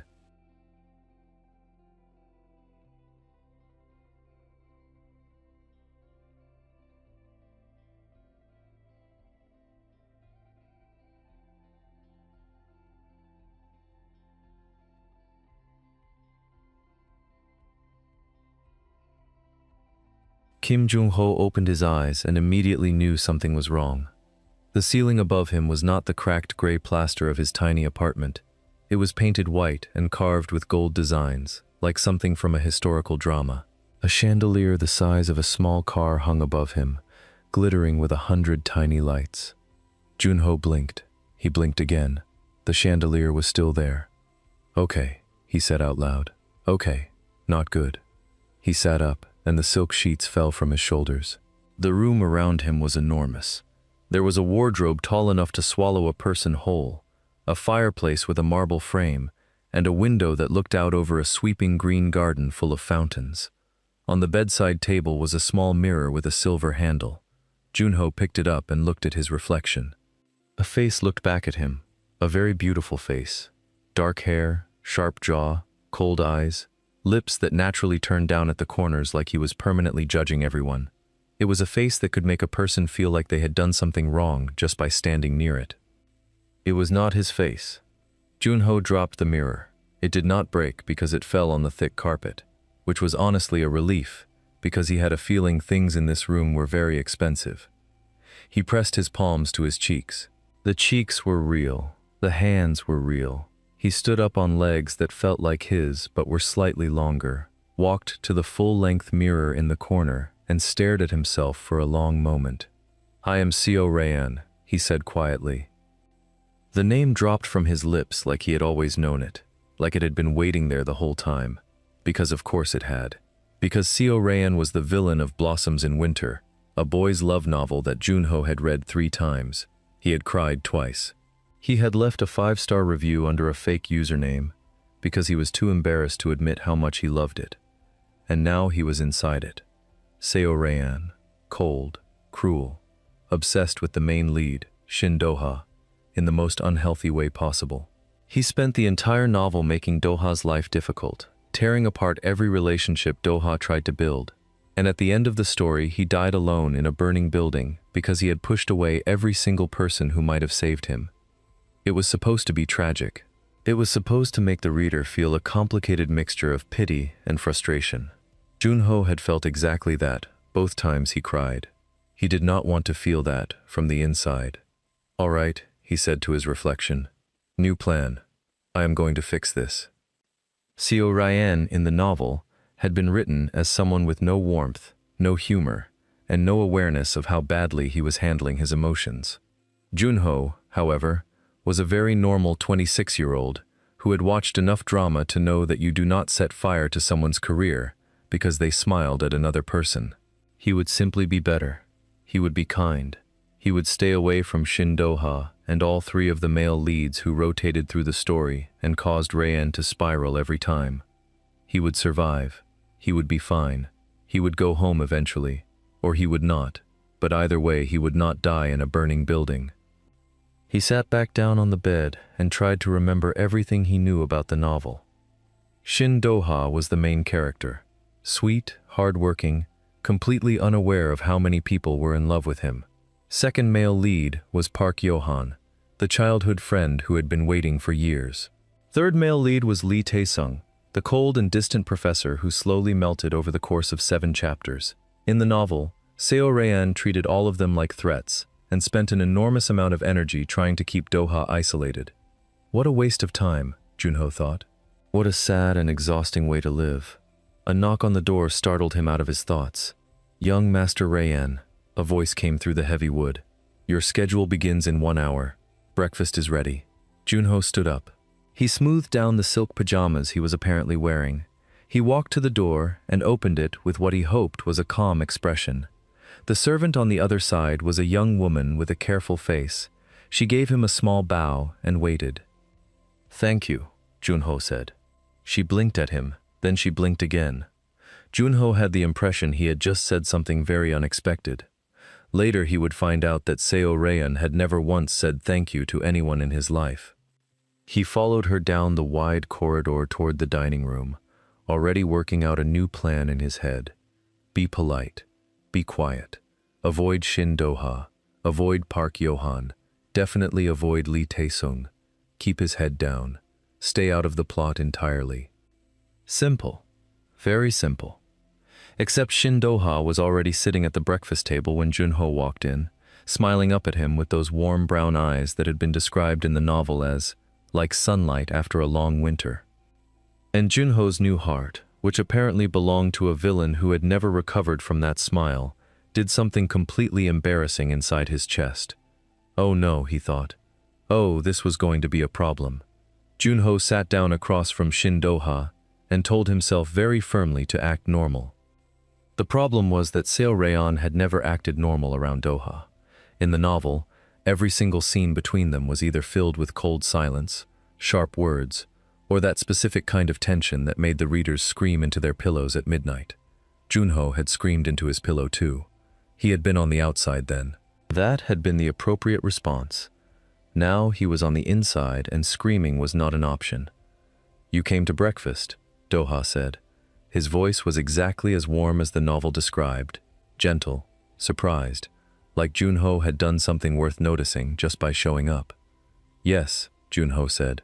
He picked up a piece of toast. Very casual, very normal. "I was hungry." Do-ha stared at him. Junho took a bite of toast.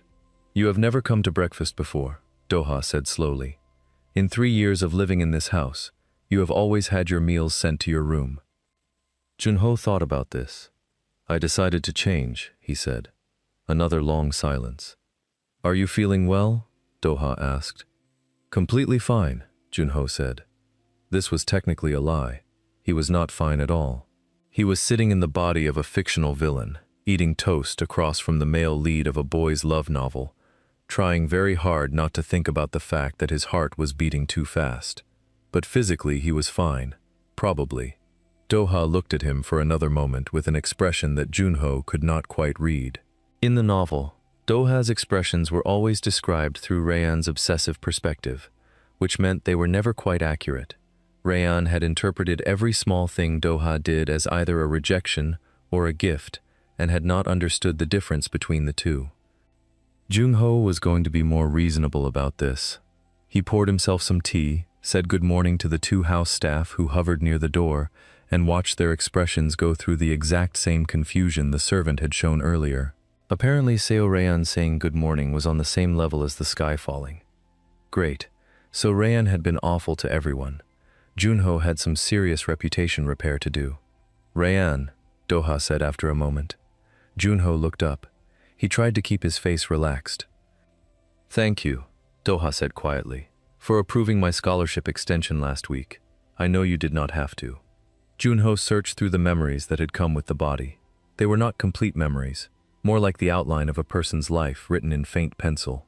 He found it. Rayan had approved the extension with a dismissive wave and then spent 2 days angry at himself for doing it. It was nothing, Junho said. It was not nothing, Doha said. It was everything. I just wanted you to know that. Junho looked at him. Doha was looking back with that expression again, the one Junho could not read. Quiet, sincere, a little careful, like he was not sure how this version of Rayan would react. And here was the thing about Junho. He was a normal, sensible person. He had never been in love in a dramatic way. His last relationship had ended because they had disagreed about what time to go to sleep, and both refused to compromise. He was not the type to be swept away by a moment. But something about Doha saying it was everything in that quiet voice made Junho feel like the ground had shifted slightly. He ate the rest of his toast in silence and escaped to his study as quickly as politely possible. The study was full of books and cold light and a large desk that Rayan had apparently used mostly for signing documents with a very intimidating pen. Junho sat in the chair and put his face in his hands. Okay, he said to the empty room. So he is very nice in person. That is fine. I already knew that from the novel. This changes nothing. A knock on the door. He lifted his face. Come in. The door opened and a tall man stepped inside. Junho recognized him immediately from the novel's descriptions. Dark coat, messy dark hair, a jaw that could cut glass. Park Yohan, childhood friend, second male lead. Currently at the beginning of the arc where he came back into Doha's life after 5 years abroad. In the novel, Rayan had treated Yohan like a personal enemy. Yohan looked at Junho with an expression that was somewhere between guarded and curious. I heard you had breakfast downstairs this morning, he said. Word travels fast, Junho said. In this house, yes. Yohan sat in the chair across the desk without being invited, which was either very rude or very familiar. Probably both. You look different. I changed my hair, Junho said. This was a guess. He had no idea if it was true. Yohan looked at his hair. You did not change your hair. Then it must be my energy, Junho said. Yohan stared at him. Then, to Junho's complete shock, he laughed. It was a short laugh, surprised out of him like he had not planned to do it. He covered it quickly with a serious expression, but it was too late. Junho had already seen it. What are you planning, Rayan? Yohan asked. Nothing, Junho said honestly. I am planning absolutely nothing. I am just trying to get through the day. Yohan studied him for a long moment. That is somehow the most suspicious thing you have ever said. Junho decided to change the subject. Is there something you needed? Yohan was quiet. Then he said, Doha seemed happy this morning, happier than I have seen him in a long time. He paused. I do not know what you did, but try not to undo it. He stood up and walked out, closing the door behind him. Junho sat alone in the study and thought about this for a while. Then he opened the desk drawer, found a notebook, and started writing down everything he remembered about the novel's plot. He needed to stay ahead of the story. He needed to know what was coming. He was on the 3rd page when he realized his hand was writing in Rayan's handwriting, sharp and precise and nothing like his own, and he felt the strangeness of this whole situation settle on him properly for the first time. He was really here. This was really happening. He put the pen down and looked out the window at the garden. Okay, he said quietly. Okay, one day at a time. Lee Tae-sung was not supposed to be this early in the plot. Junho had been in this world for exactly 9 days. He had been very careful. He had been polite to the staff, reasonable at meals, and had successfully avoided 3 situations that in the novel had led to Rayan doing something deeply embarrassing. He had apologized to 2 people Rayan had previously been rude to and watched their faces go through 5 stages of shock. He had started to feel like maybe he had some control over this situation. And then Lee Taesung walked into the main hall on a Tuesday afternoon. In the novel, Taesung did not appear until chapter 12. Junho was fairly certain the story was still in the early chapters. This was too soon. Something had shifted. Taesung was a professor at the nearby university, tall with silver-streaked dark hair that made him look like he had been designed to be intimidating. He was 32 in the novel, brilliant and cold, and carrying around a very large amount of unresolved emotional damage that he processed by working 16 hours a day and refusing to accept help from anyone. He was also, apparently, an old friend of Seo Rayan's family, which meant he had history in this house. Which meant Junho was now standing in the main hall trying to look natural, while a man who was supposed to be a romantic interest stared at him with an unreadable expression. "You look well," Taesung said. "Thank you," Junho said. "You also look well." A pause. "You look surprised to see me," Taesung said. "I am always recalibrating my expectations," Junho said, which made no sense but sounded confident. Taesung tilted his head slightly. In the novel, this gesture was described as something he only did when he was genuinely puzzled. "You called me here," he said. Junho's brain went very still and quiet. "I called you here," he repeated. "Your letter arrived last week." Taesung reached into his coat and pulled out a folded envelope. "You said you needed to speak with me about something important." Junho stared at the letter. It was Rayan's handwriting. Of course it was, because sometime in the week before Junho had taken over this body, Rayan had apparently written to Taesung and asked him to come. "Right," Junho said. "Yes, the letter." "What did you need to discuss?" Taesung asked. Junho had absolutely no idea. He looked at the letter in Taesung's hand and thought very fast. In the novel, Rayan's interactions with Taesung had all been about leverage. Rayan had known things about Taesung's past and had used that knowledge as a tool. It was one of the less flattering things about Rayan's character, and Junho had found it difficult to read, even when he had sympathy for the villain. He was not going to do that. "I wanted to apologize," Junho said. Taesung went very still. "For things I said to you the last time we met," Junho continued, hoping there had been a last time and that he was characterizing it correctly. "It was not appropriate. I was dealing with things I should not have directed at you." The silence stretched out long enough to become uncomfortable. "You are apologizing," Taesung said. Not a question. More like someone confirming a fact that did not make sense. "Yes." "To me, yes. Seo Rayan," Taesung said, "is apologizing to me. I understand it is unexpected," Junho said. Taesung looked at him for a long moment. Then he walked past Junho toward the sitting room. "I need to sit down," he said. "This has been a very strange Tuesday." Junho followed him into the sitting room. A staff member appeared immediately with tea, which suggested that even the staff were paying close attention to this interaction. Junho accepted a cup and sat across from Taesung and tried to figure out what to do next. "You really have changed," Taesung said after a moment. "People can change," Junho said. "In 9 days?" So Taesung had been tracking the timeline. "Interesting. Doha mentioned that you have been different lately," Taesung continued. He looked at Junho over the rim of his cup with eyes that were sharp and searching.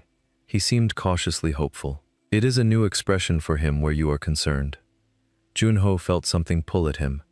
Cautiously hopeful. That was such an Doha thing to feel. Careful about wanting something good in case it went away.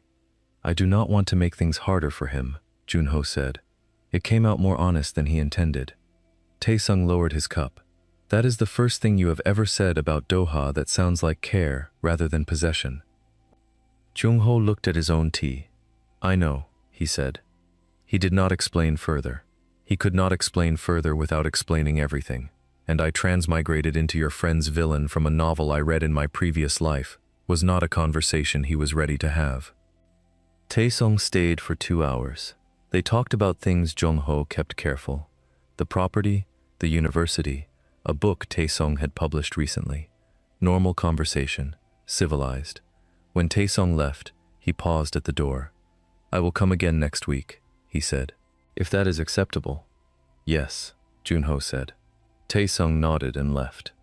Junho sat in the empty sitting room and thought about the fact that the plot had moved on its own. Taesung arriving early meant the story was accelerating. Something had changed in the timeline, the moment Junho had taken over Rayan's body and started behaving differently. He did not know if that was good or very, very bad. He opened the notebook to a new page and wrote, "The story is shifting. Be careful." Below that, after a moment, Taesung has kind eyes under the cold ones. He closed the notebook before he could write anything else embarrassing. "Are you sick?" Junho looked up from the book he was reading. Park Yohan was standing in the doorway of the library, arms crossed, wearing the expression of someone who had been thinking about something for too long and finally decided to say it out loud. "Good morning," Junho said. "Are you sick?" Yohan said again. "Or cursed? Or have you hit your head?" "None of those things," Junho said. "Then explain what is happening." Junho put the book down. He had been reading it for 40 minutes and had retained approximately nothing because he had been thinking about the fact that the plot was moving faster than expected and he had no idea what was coming next. Having Yohan here was actually a relief, even if the conversation was going to be difficult. "What specifically would you like explained?" Junho asked. Yohan walked into the library and sat on the windowsill, which was a slightly dramatic place to sit but suited him. In the novel, Yohan had been written as someone with a deep undercurrent of feeling that he showed very rarely and protected very carefully. His humor was dry, his loyalty was absolute, and he had spent 5 years traveling to try to get over caring about the people in this house, and it had not worked at all. "You said good morning to Minjae yesterday," Yohan said. Minjae was apparently one of the staff members. He almost fell down the stairs. "That seems like a design flaw in the stairs," Junho said. Yohan stared at him. "You made a joke." "I make jokes. Seo Rayan does not make jokes." Junho thought about how to respond to this.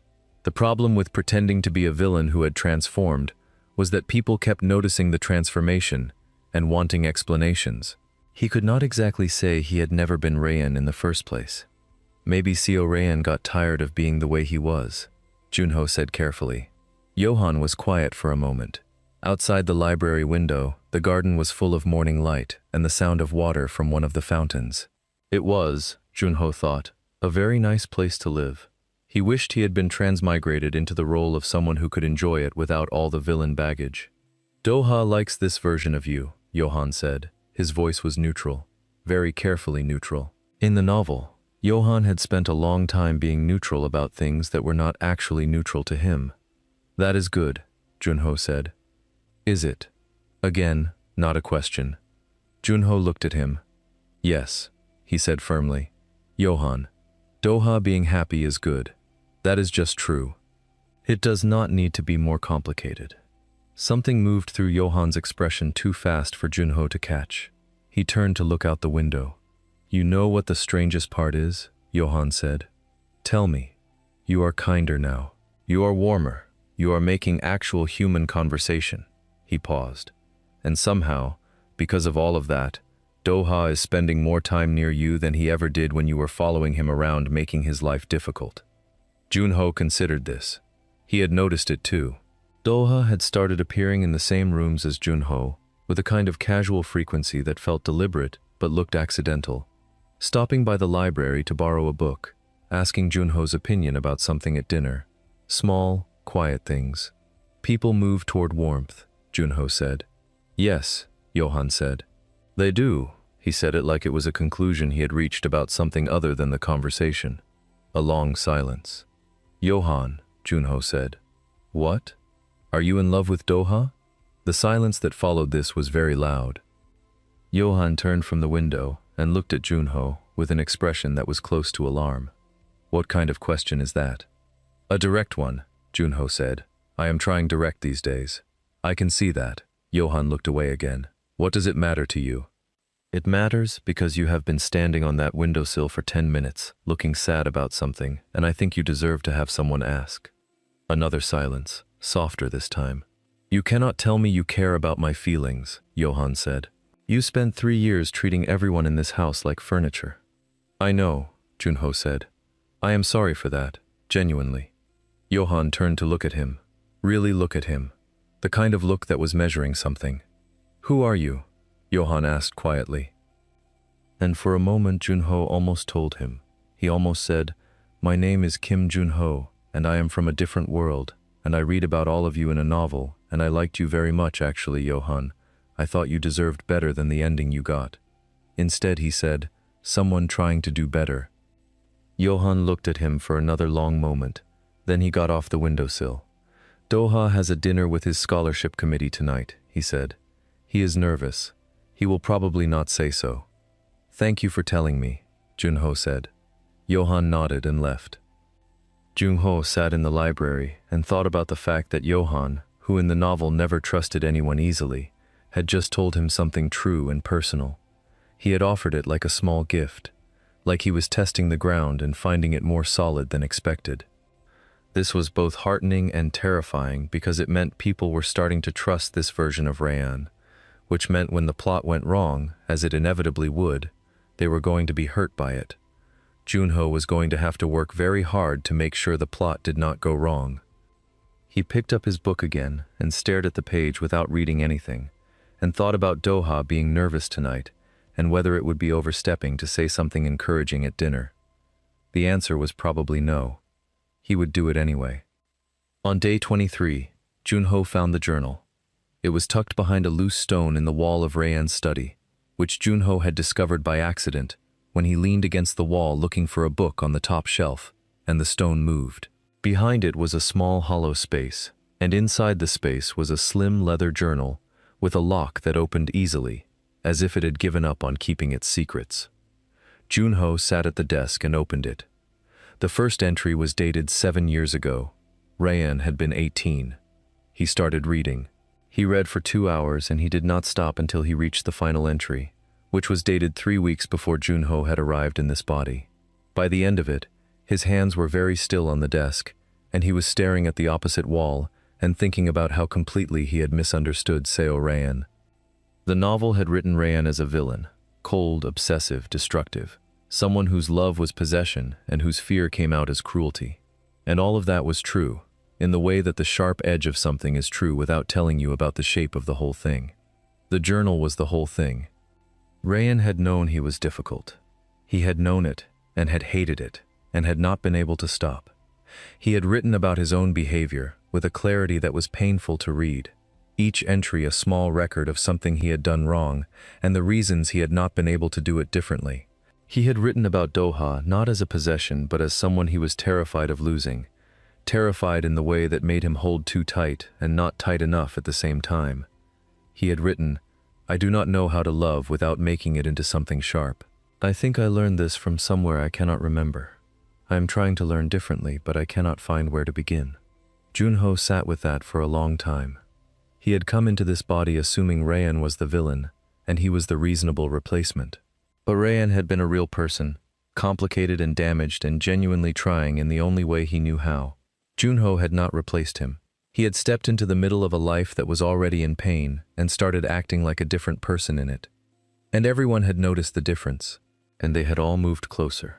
Which meant, Junho realized with a slow and terrible clarity, that when Seo Rayan came back, if he came back, everything Junho had built would be waiting for him. He closed the journal. He sat in the quiet study. Then he took out his own notebook and wrote, I do not think I am supposed to stay here forever. I think I might be here to start something that Rayan will have to finish. He stared at that sentence. Below it he wrote, This is either very meaningful or very inconvenient, possibly both. At dinner that evening, Doha sat next to him. This was new. For the first 3 weeks, Doha had sat across from him, which was the safe distance. Now he was close enough that Junho could see the ink on his fingers from studying, close enough that when Doha reached for the bread, their hands almost touched. You seem distracted, Doha said. I found something today, Junho said. That changed how I understand things. Doha looked at him. Good change or bad change? Junho thought about Rayan's handwriting filling page after page. honest and sad and reaching for something better. Complicated, Junho said, but I think it is important. Doha nodded like he understood, and maybe he did. Doha had always been written as someone who could feel the weight in a word without needing to know the details. Can I ask you something? Junho said. Yes, before things were better between us. He was careful about the phrasing. Did you ever think Rayan could change? Doha was quiet for a moment. Then he said, I always thought so. That was the problem, actually. I kept believing it, and then things would go badly, and I would try to stop believing it. But I could never quite manage to stop. Junho looked at him. Why? Doha smiled a little. Small and quiet and very honest. Because sometimes, in between all the difficult parts, I would see something real in him, like a light through a crack, and it made me think that if the crack got wider, the whole room might be full of it. Junho felt something shift in his chest. Not the borrowed heart beating too fast. Something steadier than that. Something that felt like it belonged to him. That is a kind way to see someone, he said. You say that like it is unusual, Doha said. It is, Junho said. It really is. Later that night, lying in Rayan's bed and staring at Rayan's ceiling, Junho thought about cracks and light and a person learning to love without making it into something sharp. He thought, I have to help Rayan come back to this, whatever this is. I have to leave it somewhere he can find it. He picked up the notebook and started writing. Not the plot notes, not the tracking of events. Something different, something like a letter. He wrote, You are not who the story says you are. You are more than that. People can see it. Look at them and let them. He put the pen down. He hoped with everything he had that whoever read that next would understand. The thing nobody told you about being a transmigrated soul in a boy's love novel was that eventually the romantic tension would become a problem you had to actually deal with. Junho had managed 3 weeks of careful distance. He had been warm but not too warm, attentive but not obvious, and had avoided any moment that felt like it was going somewhere that would make his pulse do complicated things. He was very proud of himself.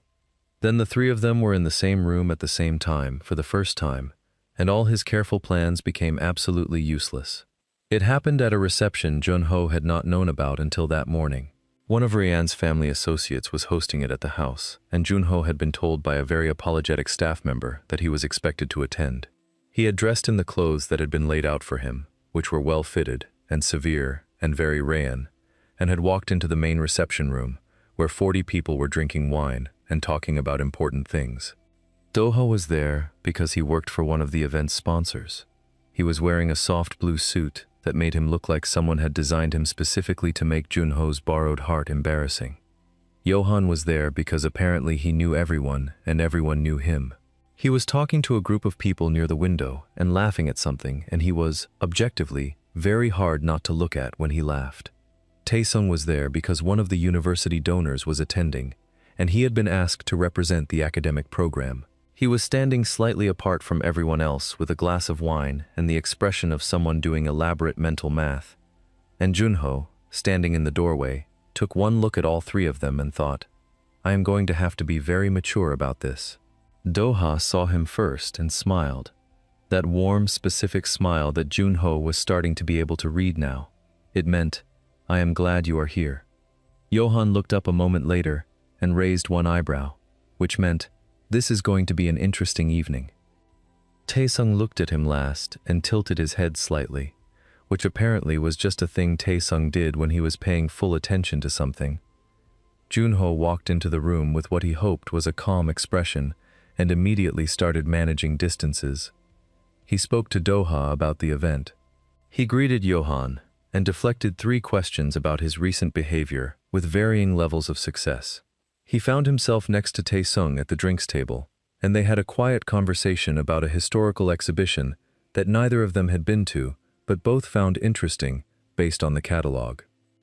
At some point, he ended up in a corner with all 3 of them at once, and the conversation was fine. It was actually fine. It was warm and funny, and Johan made a joke about university politics, and Taesung said something dry and precise that made Junho laugh genuinely, and Doha was looking between all of them with something bright in his expression. This is new, Doha said. What is? Junho asked. All of us talking. Like this. He gestured slightly at the space between them. It is nice. Johan looked at Junho. Junho looked at Johan. They both knew what this had been like before. It is, Johan said, and his voice was sincere. Taesung looked into his wineglass and said nothing, but the corner of his mouth moved slightly. Later, when the reception had thinned out and people were leaving, Junho stepped out into the garden for air. The night was clear and cool, and the fountains were lit up, and it was the kind of moment that in a novel would have significant music playing under it. Footsteps behind him. He turned. All three of them had followed him out. This is not a coincidence, Junho said. We want to ask you something, Johan said. Junho looked at them. Three people who the novel had written as love interests for Shin Doha, standing in a row in a moonlit garden, looking at the villain's face that Junho was currently wearing. Go ahead, he said. Who are you? Doha asked, quietly, seriously, not confrontational, genuinely asking. Junho was very still. What do you mean? He said. You are different, Doha said. You have been different since, I am not sure exactly when, but you are not the same as before. And I do not mean that badly. He paused. I want to understand. Taesung said. Something shifted, significantly, and quickly. Johan said nothing. He was just watching. Junho looked at the three of them.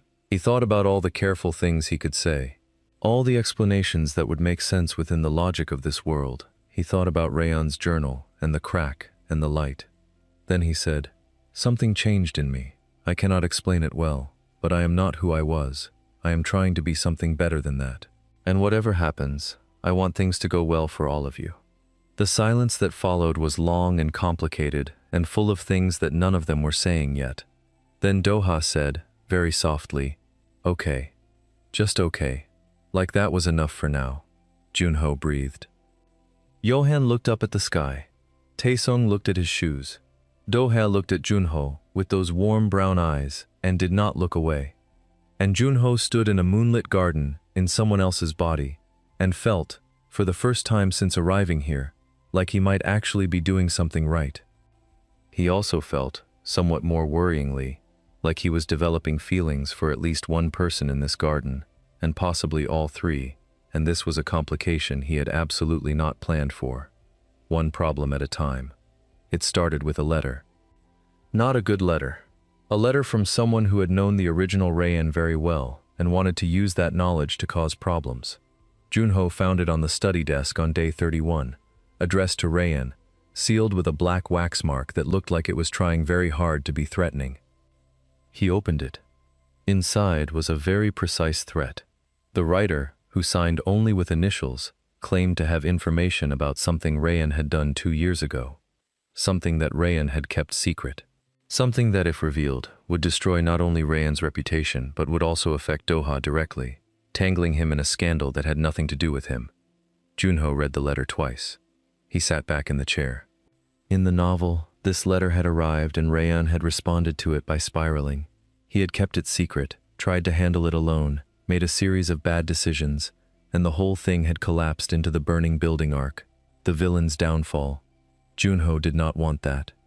He also did not know exactly what Rayan had done. The letter referred to the incident at the Foundation Gala, and the Rayan memories he had were incomplete. He had flashes, a party, raised voices, something broken, but not enough to understand what had actually happened. He took the letter to Johan. This surprised Johan enough that he sat down without Junho having to ask. He read the letter carefully. Then he read it again. You are telling me, Johan said. Yes, Junho said. You are not handling this alone and telling no one. No, Junho said. That seems like exactly the wrong approach. Johan looked at him for a long moment. 2 years ago at the Foundation Gala, he said slowly, something happened between Rayan and a man named Jung Wonil. Wonil had been pressuring Doha about something and Rayan confronted him. Loudly, there were witnesses. Wonil left the organization shortly after. He paused. Is that the incident? Junho thought about this. Rayan defended Doha? In the most aggressive and embarrassing way possible, yes. Made a scene. Said things that were hard to walk back. Wonil has been quiet since then, but he has also been waiting. Junho put his hand over his mouth and thought for a moment.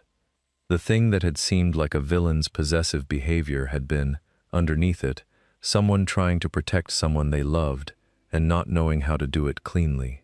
And now that messy protection was coming back as a weapon. Doha should know, Junho said. Johan's eyes widened slightly. Rayan has spent 2 years making sure Doha did not know. That was the wrong choice, Junho said. Doha deserves to know what happened and why. He can handle it. Johan stared at him. You are suggesting we tell Doha that Rayan caused a significant scandal on his behalf 2 years ago without telling him? Yes. Doha is going to feel guilty. Probably. And then he will feel cared for once he understands the context. And then we can deal with Wonil together, instead of Rayan, instead of me, handling it alone and making it worse. Johan sat back in his chair and looked at the ceiling for a moment. When did you become the sensible one? He said. I have always been the sensible one, Junho said. The packaging was just misleading. They told Doha that evening. Taesung was also there because Taesung had arrived for his weekly visit, and Junho had decided that more people knowing was better than fewer. Doha listened to the whole thing without interrupting. His expression moved through several things that Junho could now read fairly well. Surprise, confusion, something tight and sad, and then, quietly, understanding. He did that for me? Doha asked. Yes, Johan said. Doha was quiet. He looked at Junho with an expression Junho could not fully interpret. Why did you not tell me before? He asked. Junho thought about Rayan's journal, about the entry that said, I do not know how to let people carry things with me. Because asking for help felt like weakness, Junho said. That was wrong. I understand that now. Doha nodded slowly. Then, what do we do about Wonil? Taesung said, I know Wonil. I can have a conversation with him that makes certain his information will not damage anyone. Johan said, and I have some history with his former associates that makes his position less secure than he thinks. Junho looked at both of them. You do not have to do this, he said. We are doing it, Johan said, simply, like it was obvious. You are not alone in this, Doha said. And he looked at Junho, and his voice was so direct and warm that Junho felt it like something physical. It was handled in 3 days.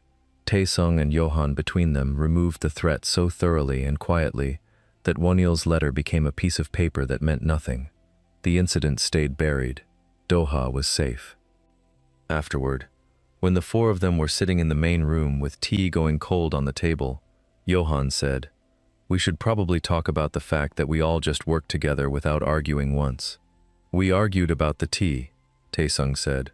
That was about temperature preferences, Johan said. That does not count. Doha was smiling. Junho looked at all of them and felt something he did not have a clean word for. Something like belonging, something like warmth, something that felt, he thought, like the beginning of a very different ending from the one the novel had written. He was very careful not to say any of this out loud because he would absolutely cry, and he was trying to maintain some dignity. On day 45, Junho woke up and knew something was different. It was not anything he could see. The room was the same. The gold ceiling was the same. The chandelier was the same. But there was something in the air that felt like the moment before a door opens, that particular stillness. He got up slowly. He dressed carefully. He stood at the window for a long time looking at the garden. He had been thinking about this for days, about what it would mean when his time here ended, about Rayan, somewhere, waiting to come back into his own life, about the people here, Doha, Johan, Taesung, who had opened up to someone who was not quite who they thought he was. He went to the study. He sat at the desk. He took out the notebook and opened it to the letter he had started writing. He had been adding to it in small pieces, explanations, observations, things he had learned about all of them that Rayan might not have known. Things he wanted Rayan to know. He wrote now more clearly, more directly. He wrote about Johan's laugh, about Taesung's tilted head attention, about Doha's specific kind of warmth that came from someone who had been given reasons to close off, but had chosen not to. He wrote, "They all moved toward you when you were kind. They were always capable of it. They were waiting for you to be capable of it too. He wrote, "You are capable of it. I know because I lived in your life for 45 days, and I found room there for all of it." He wrote, "Please do not set any buildings on fire. I mean this literally, and also in the metaphorical sense." He sat back and looked at what he had written. Then he added, "You did good things. Remember that. You protected Doha before I arrived. That was yours. I just helped people see it." He closed the notebook and put it back in the hollow behind the stone. Then he went downstairs. The morning felt important in the way that important mornings sometimes did, quiet and full of weight. Doha was in the garden when Junho found him, sitting on a stone bench near the largest fountain, reading something. He looked up when Junho came through the glass door. "Early morning," Doha said. "Could not sleep," Junho said. He sat next to him on the bench. Not across, next to. Close enough to feel the warmth of another person. Doha put his book down. They both looked at the fountain. "I want to tell you something," Junho said. "Okay," Doha said. Junho thought about how to say this without saying too much, without giving away things that would not make sense, without making it a goodbye that Doha would not understand the reason for. "Whatever happens," he said carefully, "things are going to be different from before. The way things have been these past weeks, that is the way things should be. You deserve people around you who see you clearly and treat you well, and I, Rayan, wants that for you. Even if it sometimes does not come out right, even if it is imperfect, the wanting is real." Doha was very quiet for a moment. "Are you going somewhere?" he asked. Junho looked at him. "I might change a little again," he said. "And if I do, be patient. There is something real underneath everything. Do not give up on it." Doha turned to look at him. His face was open and a little worried and very warm. "You are being strange," he said. "I am almost always strange," Junho said. "That is true," Doha said, "but in a new way today." Junho smiled. He could not help it. Doha looked at him, and something moved through his expression. Quiet, steady, like the sun coming fully over the horizon. "Whatever changes," Doha said, "what matters to me is right here. This." He gestured between them. "This is what I want to keep." Junho felt the fullness of that press against him. He wanted to say, "Me too." He wanted to say, "I hope Rayan knows what he has here." He wanted to say, "I will miss this very much." Instead he said, "Thank you for believing in people." Doha looked at him. "Thank you for becoming someone worth believing in." They sat together in the garden until the morning was fully bright. Johan joined them eventually, and then Taesung appeared at the glass door and shook his head at all of them sitting on garden benches like they had always done this, and then sat down on the steps because there was no more room. Junho sat in the middle of all of it and thought, "Okay, if it ends today, it ends with this, with sunlight and these people and something that got fixed enough to hold." That evening, when he lay down in Rayan's bed, he held the stillness around him and thought about Kim Junho, the person he actually was, somewhere out there. He thought about the cracked ceiling of his tiny apartment. He thought about his 5-star review left under a fake username. He thought, if you are reading this, Rayan, the real story is better than the one they wrote about you. He closed his eyes. When the world shifted, it was gentle, like a tide going out. He woke up somewhere bright. Not the gold ceiling, his own ceiling, gray and cracked and very familiar. His own hands, smaller than Rayan's, holding nothing. He sat up, his apartment, his body, his life. He exhaled a breath that felt like it had been held for 45 days. Then he reached for his phone. He opened the Notes app. He typed, as fast as he could before any of it faded. Everything. Every detail. Every person. The garden in the morning. The crack in the light. What Doha said on the bench. He typed until his hands were tired. Then he leaned back against the wall of his tiny apartment and smiled at his cracked ceiling. "Good luck," he said quietly, to Rayan, to all of them. Somewhere in a world he had left behind, someone who looked like him was sitting down at a breakfast table, and maybe this time, they would not have to learn everything from the beginning. Maybe there was a notebook in a study with a loose stone in the wall, and inside it was a letter, and inside the letter was a map to somewhere better. Junho hoped very much that it was enough.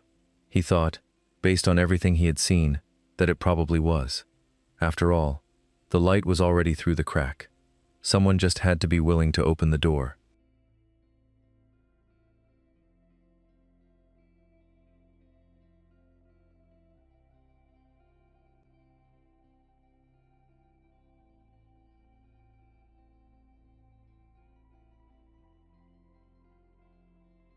Kale woke up and immediately knew something was wrong.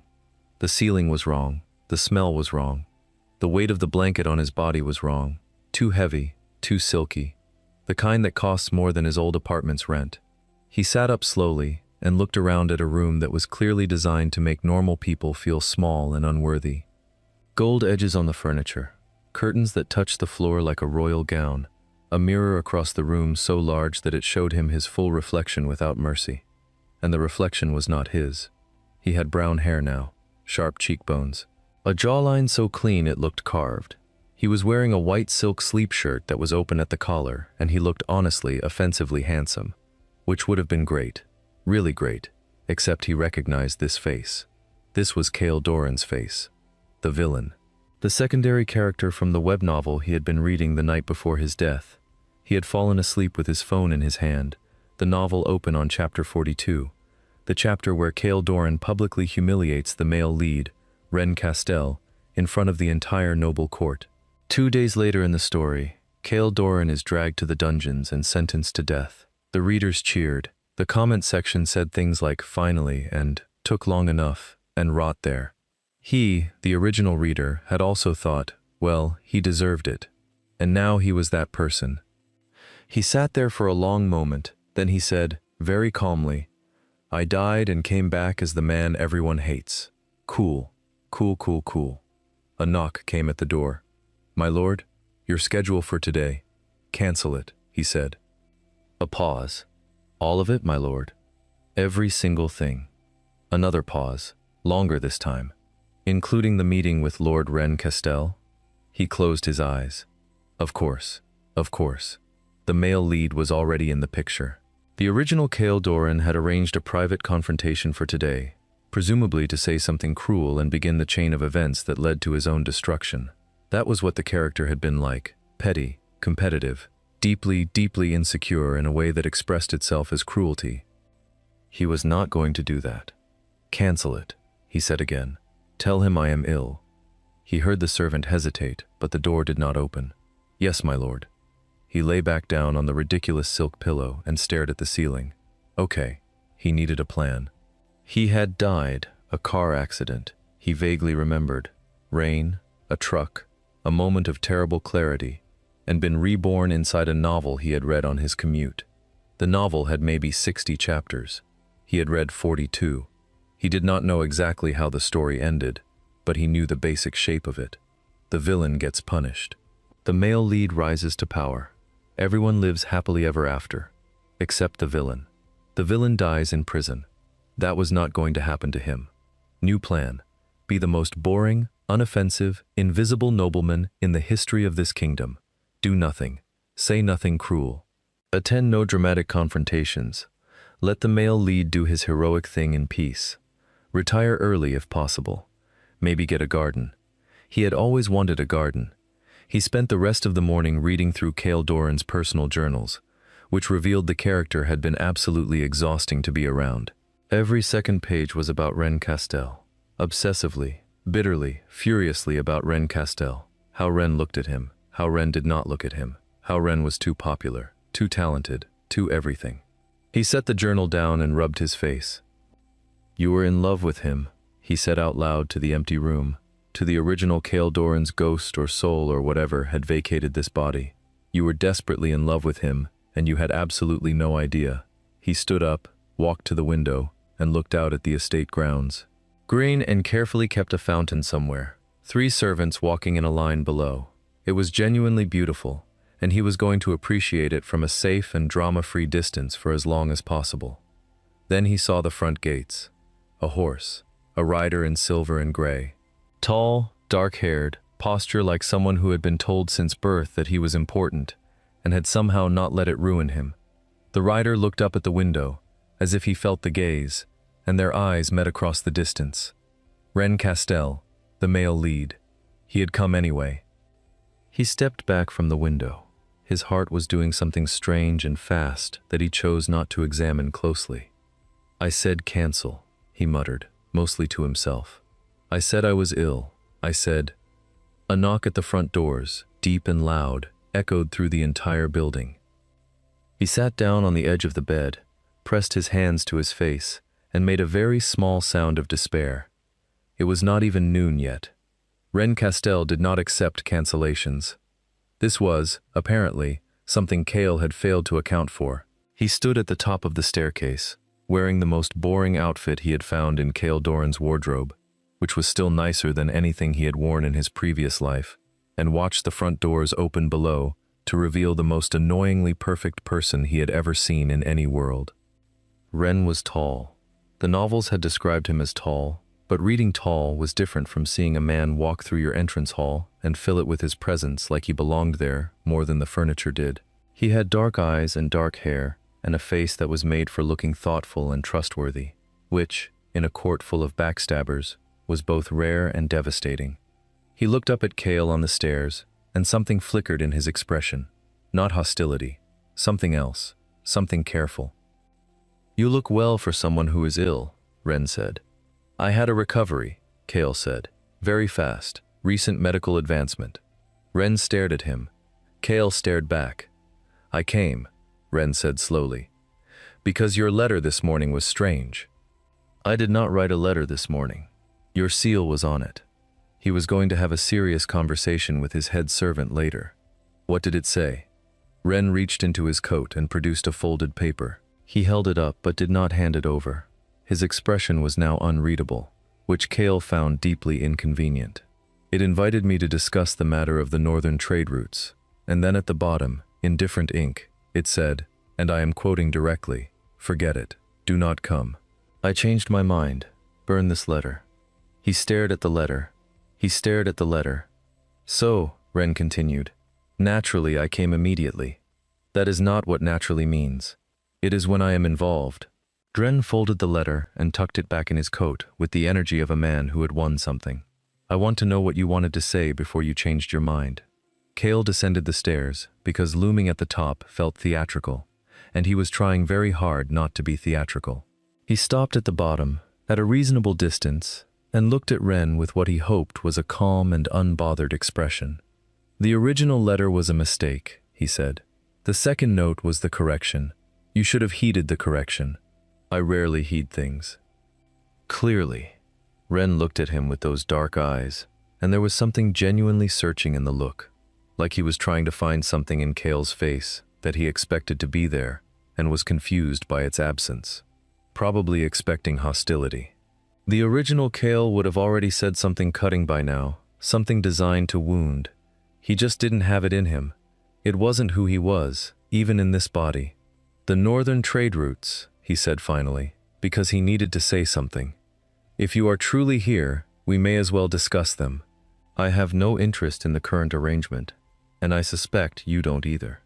Ren blinked, slowly, like a very beautiful and very confused owl. You want to talk about trade. That is what I said. You, Kale Doran, want to sit down and discuss northern trade routes. Is that sentence difficult? I can repeat it more slowly. A pause.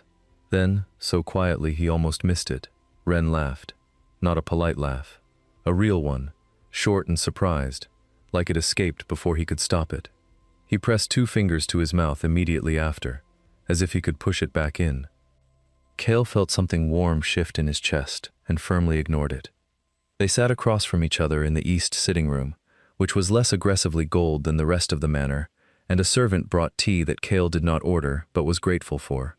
He wrapped his hands around the cup and let the heat steady him. They talked about trade routes for 40 minutes. It was the most normal 40 minutes Kale had experienced since waking up in this body. Ren was sharp, genuinely, irritatingly sharp.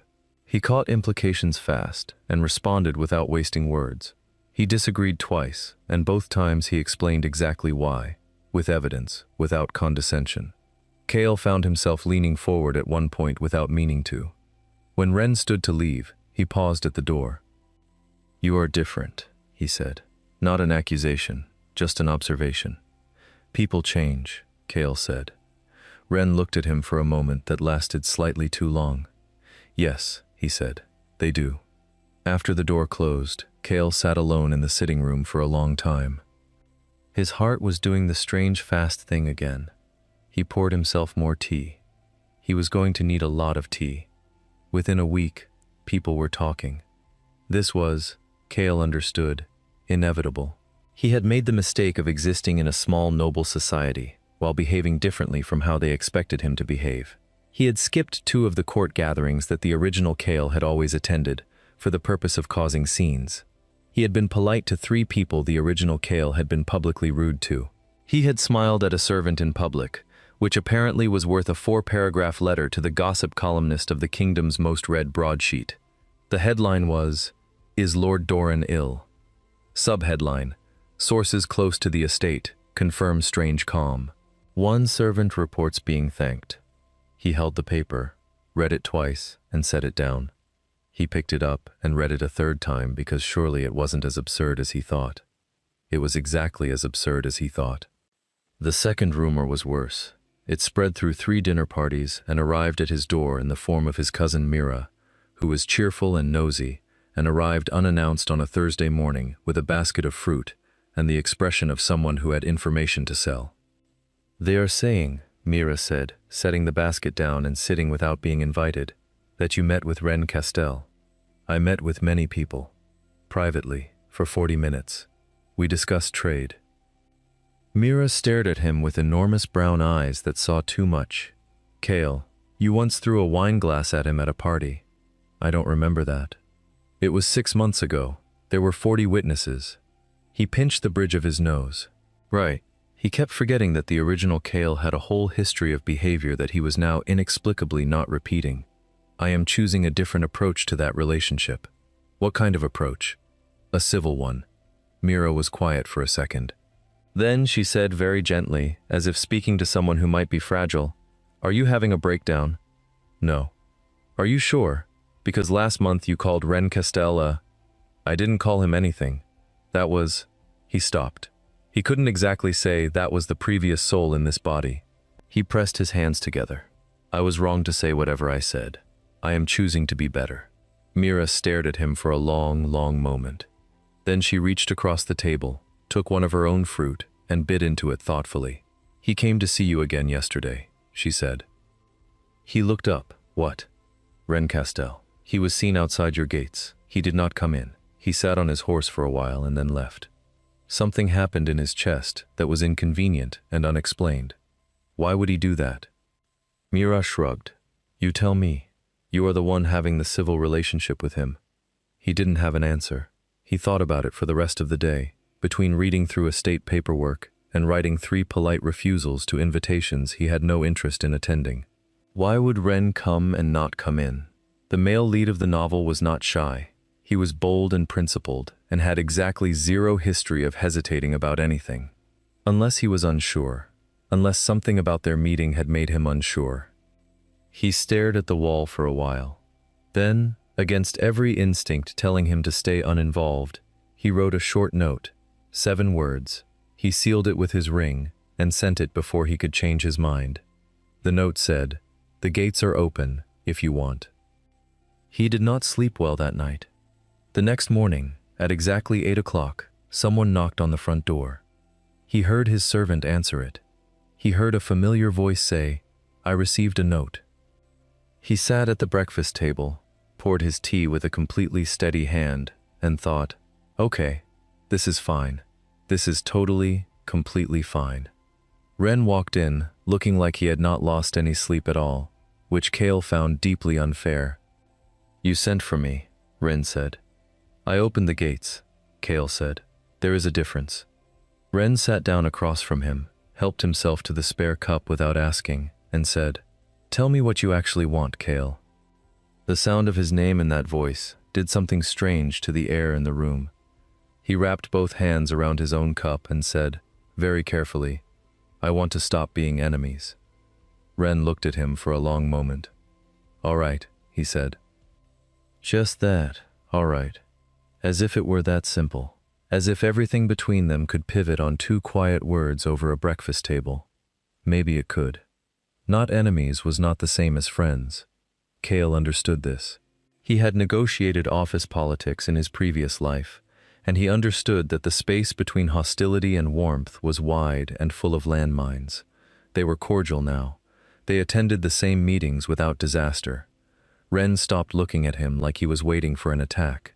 Kale stopped bracing for the plot to push them into a confrontation he didn't want. It was going well. He was genuinely proud of himself. Then he found the letter. It was in the original Kale's desk drawer, buried under account books and old correspondence. Unsealed, unfinished, written in handwriting that was the same as his own, but with a different energy, sharper and more erratic. He almost put it down unread. Then he saw the first line. It said, "I know you hate me, and I know you are right to." He sat down slowly and read the whole thing. It was a letter Kale Doran had written to Ren, probably 3 years ago based on the date in the corner, and had never sent. It was not cruel. It was the opposite of cruel. It was raw and honest and desperate in a way that the character's public face never was. He wrote about watching Ren succeed at everything and feeling simultaneously proud and ashamed of his own smallness. He wrote about the night their fathers had fought over a political deal when they were 17, and how everything had broken between them over money and ambition and the pride of old men. He wrote about missing something he wasn't sure had ever existed. At the bottom he had written, "I think I have been angry at you because being angry is easier than admitting that I am afraid you will never see me as anything worth seeing." Kale set the letter down. He sat with it for a long time. He thought about the original Kale Doran, the one whose body he wore, the one who had been written as a villain and had played the part because playing a part felt safer than admitting to something real. He thought about how the comment section had called him petty and cruel and had cheered his downfall without ever knowing about the unfinished letter in the desk drawer. He thought about Ren, who had come back, who had sat down across from him and said all right, who had been outside the gates. He thought about the thing in his own chest that he was still very carefully not examining. He folded the letter and put it in his pocket. That evening, he went to the court reception he had been avoiding for 2 weeks. He told himself it was because he could not avoid social obligations forever. He did not tell himself that he knew Ren would be there. He found Ren standing near the window, talking to someone, and he waited at a distance until the conversation ended. Ren turned and saw him, and something in his face shifted. Not surprise, exactly, something softer. "You came," Ren said. "It was time," Kale said. They stood together at the window for a while without needing to fill the silence. The room around them was full of conversation and music and the clink of glasses. Someone across the room laughed very loudly. Neither of them looked away from the window. "Can I ask you something?" Kale said. "You can try," Ren said, which was not quite yes, but was as close as he got. "The night our fathers argued, when we were 17, he watched Ren go still beside him. What did you think of me after that?" A pause. "Long enough to be honest. I thought you were the only person in that room who looked as miserable as I felt," Ren said quietly. "And I thought that if things had been different, we might have been on the same side." He said nothing. Ren turned to look at him. "Why are you asking me this now?" "I found something old," he said. "It made me think about things I had not considered before." Ren looked at him with those eyes that saw too much, the same way Mira looked at him, except when Mira did it, it was annoying, and when Ren did it, it was something else entirely. "Are you all right?" Ren asked, and the question was so quiet and so genuine that he almost laughed. "I don't know," he said honestly, "but I think I will be.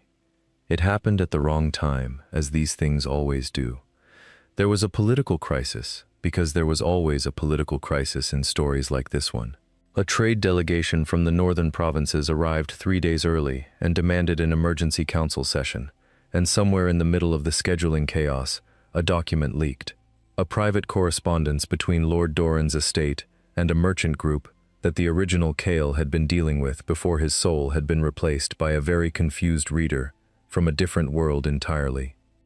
The document looked, to anyone reading it without context, like evidence of financial manipulation, maybe even treason, depending on the interpretation and how generous the council was feeling. It was not generous. Kale sat in the council room and listened to the accusations and kept his expression carefully neutral because panic was not going to help him, and also because a small part of his brain was noting with detached horror that this was exactly the moment in the novel that began Kale Doran's downfall. He had read this chapter. He remembered it. The document, the accusations, the trial. In the original novel, Kale Doran had responded with defensive rage and made everything worse. He was not going to do that. He said, clearly and without raising his voice, "I was not aware of this correspondence. I will provide full access to my estate records and cooperate with any formal inquiry." This was apparently so unexpected that the room went quiet. He looked at the faces around the table. Political animals, all of them. They had prepared for a fight. He had declined to fight. And then Ren spoke. "I will serve as independent witness to the inquiry," Ren said, from the far end of the table, in a tone that was not loud but that everyone heard. "Given the history between Lord Doran and myself, my involvement should satisfy any concern about partiality in his favor." Several heads turned. Kale turned too, and found Ren looking at him steadily. He didn't understand. In the novel, Ren had been one of the voices calling for Kale's punishment. He had been just. He had believed the evidence. He had stood on the side of the truth as he understood it, which was the truth as it was presented to him, because no one had offered him a different version. He had not stepped forward. He was stepping forward now. After the session, in the corridor, Kale caught up to him. "Why did you do that?" he asked. Ren turned.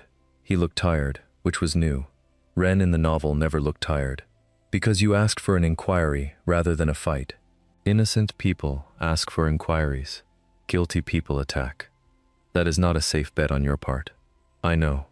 If the investigation goes badly, I know," Ren said again. He stared at him. "You don't know me well enough to take that risk." Something moved in Ren's eyes. Something that had been building there for weeks. "Maybe I know you better than you think," he said. "Or maybe I want to." The corridor was empty. The stone walls held the sound in. His heartbeat was very loud in his own ears. "Ren," he said, and his voice came out wrong, lower and more honest than he intended. "Don't," Ren said quietly, not unkindly. "Not yet. Let the inquiry finish first. Let everything settle." He paused. "I'm not going anywhere." He stood there after Ren walked away and did something he had not done since waking up in this world. He let himself feel it, all of it. The strange, terrifying warmth, the impossibility of it. The fact that he had come here planning to be invisible and instead had somehow walked into the center of the story in a way that had nothing to do with the plot he had read and everything to do with choices neither of them had made in the original novel. He leaned against the wall and looked at the ceiling and thought, "This is not going according to any plan I had." Then he thought, "But maybe that is okay." The inquiry took 2 weeks. 2 weeks of investigators going through his estate records with the methodical enthusiasm of people who enjoyed finding problems. 2 weeks of Kale sitting calmly in rooms and answering questions and resisting the urge to explain that the person who had set up the suspicious correspondence had been himself, but also not himself, a previous occupant of this body, a fictional character who had probably had reasons that were never going to make complete sense because villains in web novels were not usually written with complex inner lives, unless the novel was specifically about them. On day 4, Mira visited. She sat across from him with her fruit basket and her 2 seeing eyes and said, "You are very calm for someone whose estate is under investigation. Panic would not help. It would help me feel like you understand the situation." "I understand the situation." She peeled something orange and ate it thoughtfully. "Ren Castell visited the investigators yesterday." He looked up. "Voluntarily," she added. "He brought his own documentation. Trade records from the last 3 years showing that the merchant group in question had approached him first and that he had declined. It establishes a pattern of behavior that makes the correspondence look different." He was quiet for a moment. "He didn't tell me he was going to do that." "Would you have let him if he had asked?" "No," he thought. He would have said it was too much risk. He would have tried to handle it alone because that was what he did, even now, even after everything. "No," he said out loud. Mira nodded like she had known. "He knows you too." On day 9, There was a development that no one expected. One of the merchants in the correspondence came forward. Voluntarily. He had heard about the inquiry and about Ren Castell's involvement, and had apparently calculated that getting ahead of the story was better than waiting for it to catch up with him. He submitted a full account of the original negotiation, which confirmed that Cale Doran had agreed to the arrangement, and then 2 months later, right around the time a certain reader from a different world had moved into the body, had sent a letter refusing to continue and returning the initial payment, which Cale had no memory of doing, because he hadn't done it. The original soul, the original Cale Doran, in the weeks before the accident, that had apparently created enough chaos in the cosmic administration to allow a new occupant, had changed his mind, had pulled back from the deal, had tried, quietly, to be better. He sat with this information alone in his study at night and felt something complicated and sad. The villain had tried. In those last weeks, the villain had actually tried. And then he had died and been replaced, and nobody, not even the people who hated him, had known. He thought about the unfinished letter in his pocket. I think I have been angry at you because being angry is easier than admitting that I am afraid. We were not so different, he said quietly to the room, to whoever was listening or not listening, you and I. On day 14, the council cleared him. The hall was full when the decision was announced. He heard it and nodded and said thank you with appropriate gravity, and spent the next hour accepting polite congratulations from people who had probably expected him to be convicted, and were adjusting their opinions in real time. Across the room, he found Ren watching him. He excused himself from the conversation he was in and walked over. Thank you, he said. The 2 words felt too small. You would have been fine without me, Ren said. Maybe, but I was not alone because of you. That mattered. Ren looked at him, and the careful distance he always kept in his expression was not quite in place. Something underneath it was showing through. You said you wanted to stop being enemies, Ren said. Back at the beginning. Do you remember? I remember. What do you want now? He had been asking himself that question for weeks. He thought about the garden he had wanted, the quiet life, the plan to be invisible. He looked at Ren.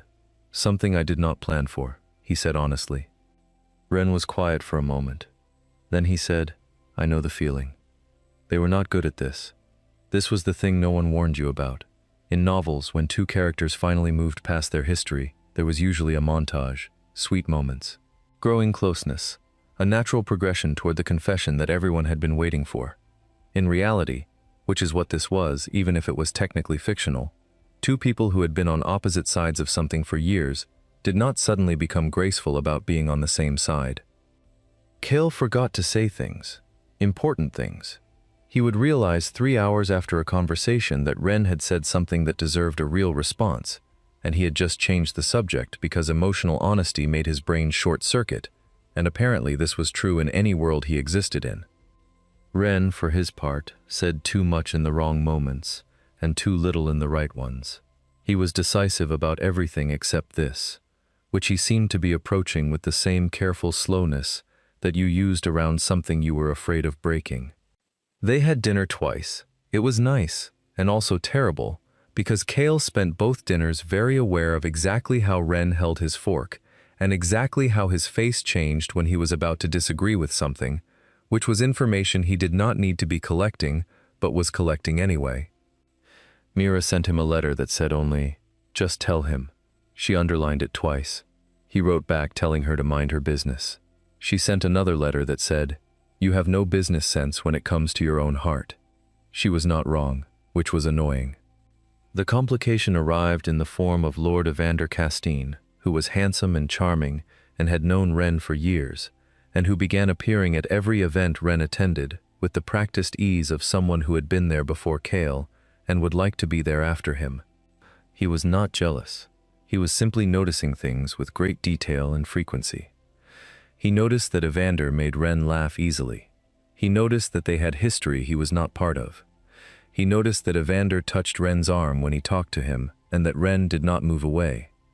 He noticed all of this very carefully, and then he went home and sat in his study and stared at nothing. He was not Cale Doran, not really. He had no claim. He had not even said anything clearly. He had said something he did not plan for and let it sit there, unfinished, because he was apparently constitutionally incapable of finishing important things, like certain letters. He took the original letter out of his pocket. He had been carrying it for weeks without knowing why. He read the last line again. I think I have been angry at you, because being angry is easier than admitting that I am afraid you will never see me as anything worth seeing. He thought, I know exactly how you felt. Then he thought, but you never sent it. You kept it in a drawer. You let your chance close. He thought, I am not going to make the same mistake. He sat down. He wrote, not a grand letter, not a long one, just something true, in as simple and honest words as he could find. He sealed it. He sent it before dawn so he could not change his mind. The next morning, at a time that was extremely early and inconsiderate, someone knocked on his door. He was still in his sleep shirt. His hair was in chaos. He looked, objectively, terrible. He opened the door anyway. Ren was standing there. He was holding the letter, open. He looked like he had not slept. He looked like he had been writing since before sunrise. He looked at Kale standing in the doorway, being obviously unprepared, and said nothing for a moment. Then he said, you could have told me to my face. I was afraid you would say something kind and I would not survive it, Kale said. Ren stared at him. Then he exhaled, long and slow, like he was setting something heavy down. Evander is a friend, he said. An old one, nothing more. That is not. It is exactly what you were thinking about, and we both know it. He stepped closer, and the early morning light was behind him, and he said quietly, I am not interested in Evander. His heart was beating everywhere. Who are you interested in? He asked, and his voice was very steady. He was proud of it. Ren looked at him the way he had looked at him in the corridor weeks ago, with something showing through the careful surface. You know the answer to that, Ren said. He did not get the quiet life he planned. He got something better. The garden happened first, actually. He had started it in the 3rd month, in a corner of the estate grounds that had been unused and overgrown, and he worked on it himself in the early mornings before the day got complicated. Tomatoes, some herbs, flowers in 3 colors because color had been absent from the original Kale's life, and he was correcting that. Ren found out about the garden on a Tuesday. He arrived at the estate unannounced, which had become his signature move, and could not find Kale in the house, and eventually walked out to the grounds and stood at the edge of the garden, looking at Kale crouched in the dirt, with his sleeves rolled up, doing something to a tomato plant. You are gardening, Ren said. Yes. You, Kale Doran, are gardening. You say my full name like it surprises you every time. He looked up. Are you going to stand there or are you going to help? Ren looked at his coat. He looked at the dirt. He looked back at his coat. Then he took his coat off, folded it over the fence with extreme care, rolled up his sleeves, and came into the garden. He was terrible at it. He pulled up something that was not a weed and then apologized to it, which was maybe the most human thing Kale had ever seen him do. Kale laughed properly, the kind of laugh that surprised him by existing. Do not laugh, Ren said, holding the plant he had murdered. I am absolutely going to laugh. It looked like a weed. It was a basil seedling I planted last week. They look the same. They absolutely do not look the same. He took the plant from Ren's hand. Their fingers touched. Neither of them moved for a moment. You owe me a basil plant. I will buy you 10 basil plants, Ren said. His voice had gone quieter. He was looking at Kale with that look. One is fine, Kale said. His voice had also gone quieter. They were very close together in the small garden. Kale, Ren said. Yes. I would like to. Yes, he said again, before Ren could finish. Ren blinked. I didn't finish the sentence. I know what you were going to say.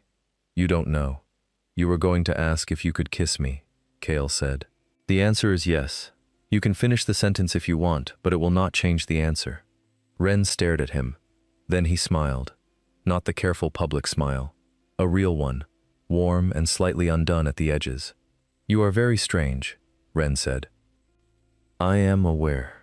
He kissed him in the garden, surrounded by tomatoes and the herbs and the 3 colors of flowers, in the early morning light, with dirt on both of their hands. It was unheroic and soft, and it lasted longer than either of them planned.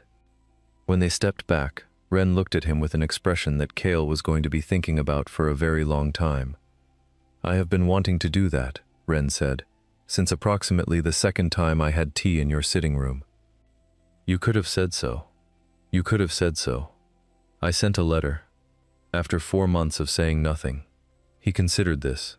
I was gathering courage. In extremely small amounts. Courage cannot be rushed. He turned back to the garden. Also, you pulled up my basil. I am going to hear about the basil forever. Until you replace it. Which could be tomorrow. Ren laughed again. This one was even better than the first. It was the laugh of someone who was not managing himself around Kale anymore. Not calculating, not careful, just present. The months after that were not quiet. They were never going to be quiet, because the world they lived in had politics and crises, and Mira, who found out about the garden kiss within approximately 48 hours, and sent him a letter that was just the word, finally written very large. He wrote back, "Please never write to me again." She wrote back, "Not a chance." There was a second political crisis in autumn that they navigated together.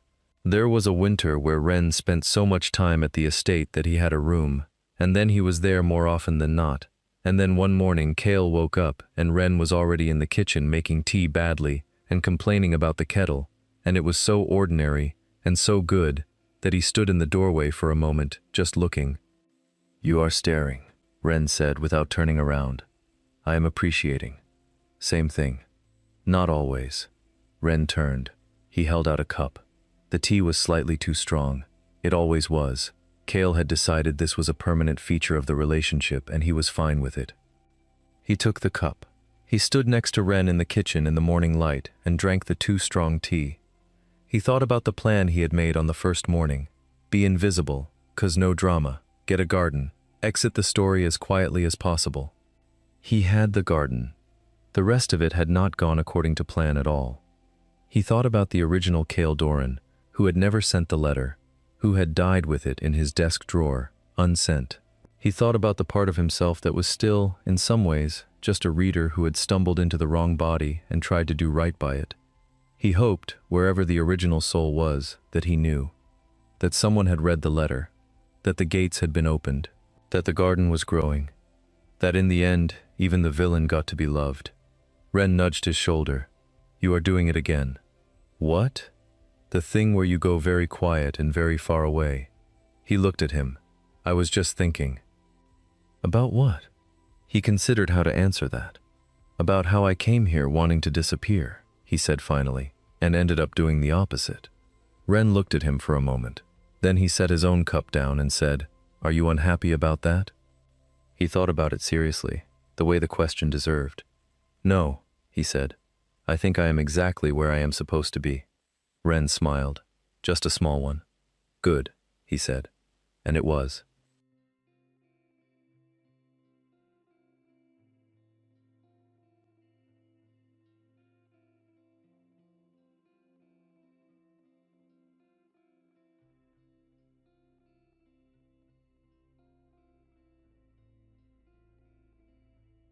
Hazel stood up, walked in a small circle, sat back down. "Okay, so, what does Bastian do in your book?" He tries to drive a wedge between Kale and Aaron. He spreads carefully chosen lies, makes it seem like Aaron has divided loyalties. He nearly succeeds. And now Kale's attention is on you instead. "So Bastian might target me," Jinhyo said. "Yes, I'm the new variable he doesn't understand. And what Bastian doesn't understand, he removes." Hazel looked at him steadily. "Then we need to be careful." "We," Jinhyo repeated. "You said we." Hazel crossed his arms. "I'm your friend. Also, this is objectively the most interesting thing that has ever happened to me, and I refuse to be excluded." Jinho felt something warm settle in his chest. Uncomplicated warmth, the kind that came from a person who simply showed up and stayed. "Thank you," he said quietly. "Don't get emotional. I'm being selfish." Hazel waved a hand.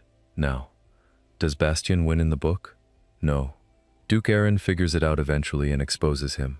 So Aaron is smart. Very." Hazel tapped his chin.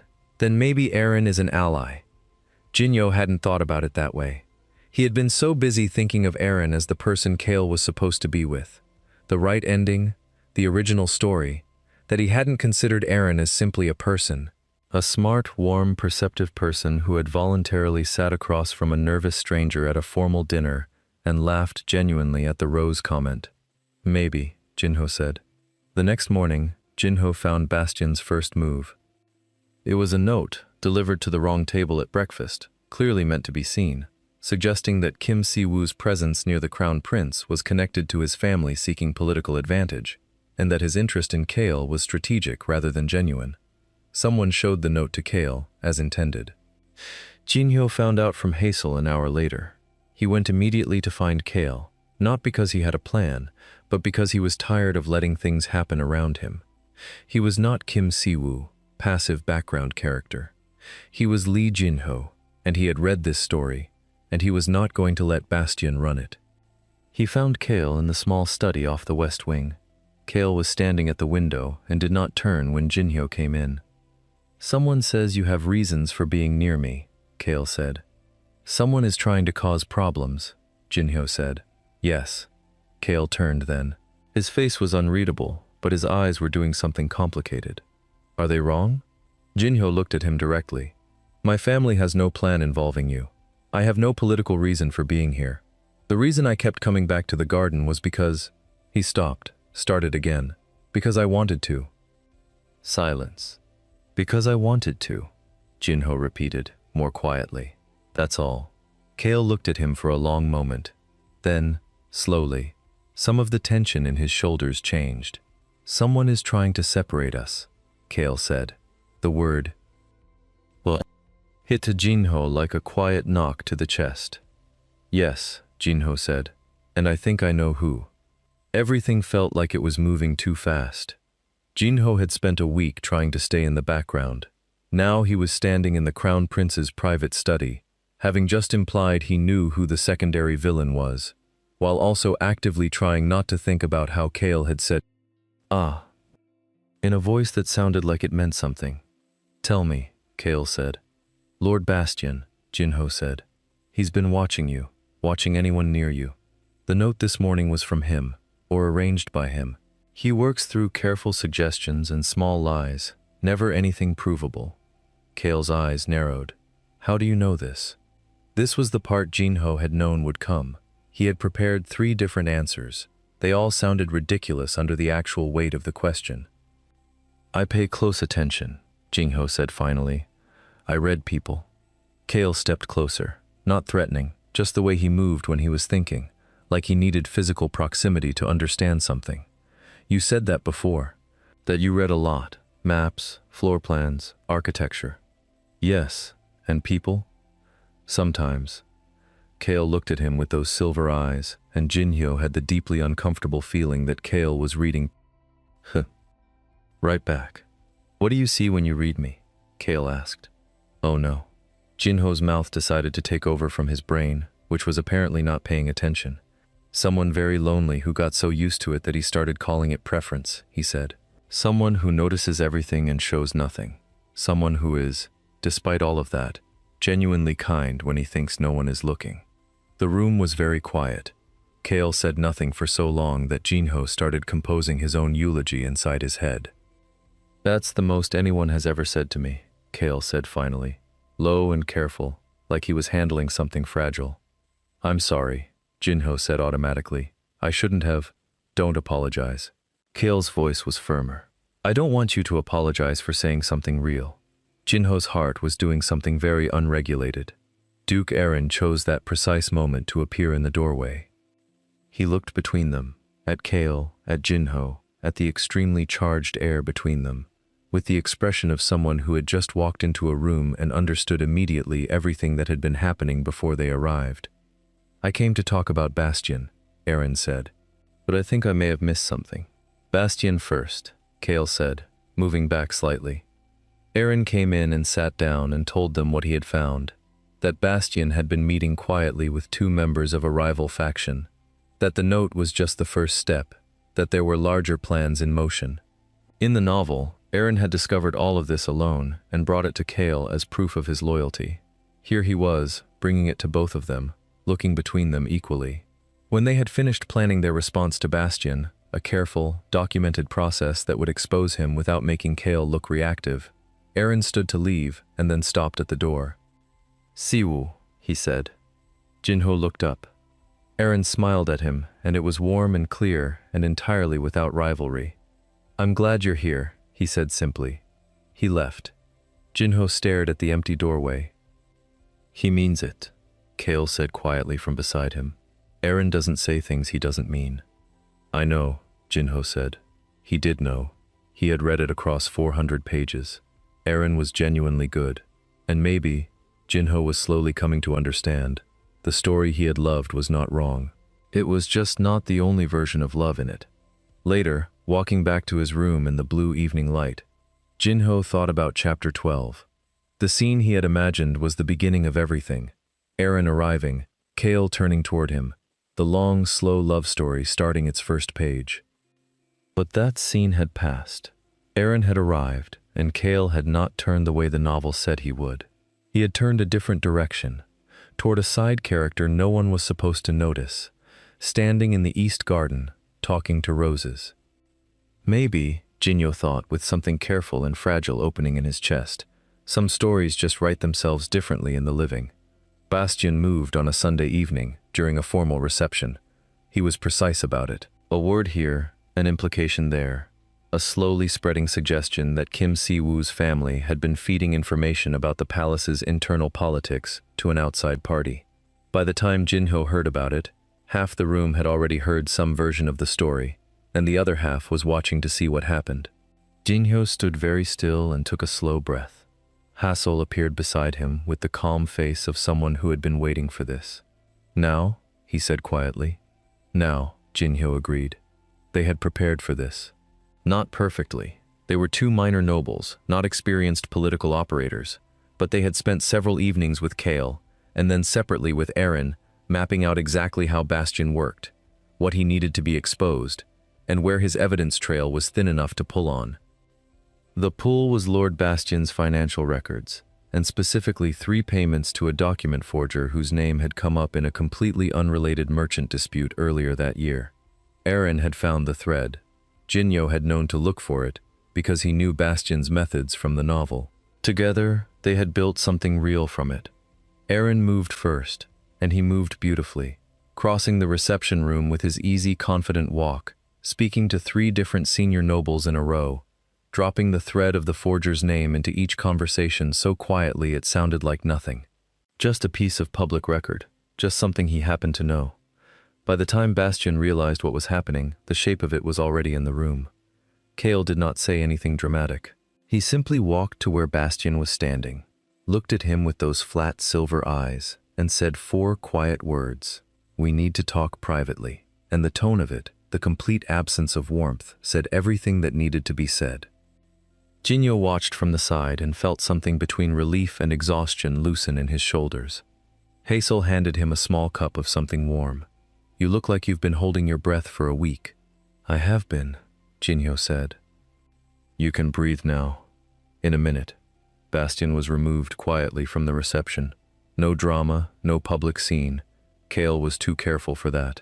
The official process would follow through proper channels, with Aaron's documentation and the forger's record as foundation. It would be tidy, legal, and undeniable. Jinho finally breathed. Later that night, when the reception had emptied and the corridors were quiet, Kale found Jinho sitting on the steps of the East Garden entrance, looking at the stars that were visible from the gap in the roofline. Jinho heard his footsteps and did not turn around. Kale sat down beside him, not across, not at a formal distance, beside, close enough that their arms were almost touching. They sat in silence for a while, which should have been uncomfortable and was not. "You knew what Bastian would do," Kale said. Not an accusation, just a statement, offered carefully. "I had a feeling," Jinho said. "And you planned ahead." "Aaron did most of the work. I just knew where to look." Another silence. Then Kale said, quietly, "How long have you been carrying all of this alone?" Jinho turned to look at him. In the dark, Kale's profile was softer, the sharpness of him gentled by shadow and tiredness. He looked less like a prince and more like a person. "Since I got here," Jinho said honestly. That's a very long time. It's been a few weeks. Still, Kale looked at him sideways. You should have told me sooner. You're the crown prince, Jinho said. And I'm, if you say, just a minor noble. Kale interrupted. I will be genuinely upset. Jinho blinked. Kale turned to look at him fully, and his expression was the most open Jinho had ever seen it, like someone had taken the carved ice face and simply set it down somewhere else. I don't know how to do this, Kale said. Say what I want to say. It's not something I've had practice in. His jaw moved. But I don't want to not say it and have you think I feel nothing. Jinho's heart was doing the unregulated thing again. You don't have to be careful with the words, Jinho said softly. Just say what's true. Kale looked at him for a long moment. Then, I think about you constantly. I look for you in rooms before I know I'm doing it. When you're not there, I notice. When you are there, it's the only thing that makes the room feel less like a performance. He paused. I've never told anyone that. I've never felt it before. Jinho could feel his own heartbeat in his throat. I'm a side character, he said, a last small protest that even he didn't believe anymore. You're not, Kale said simply. Not to me. The stars were still there. The garden was quiet. Somewhere inside, Hazel was probably eating unauthorized snacks from the reception and being cheerful about it.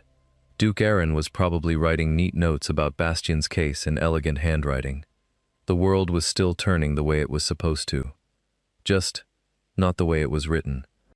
Jinho looked at this man beside him.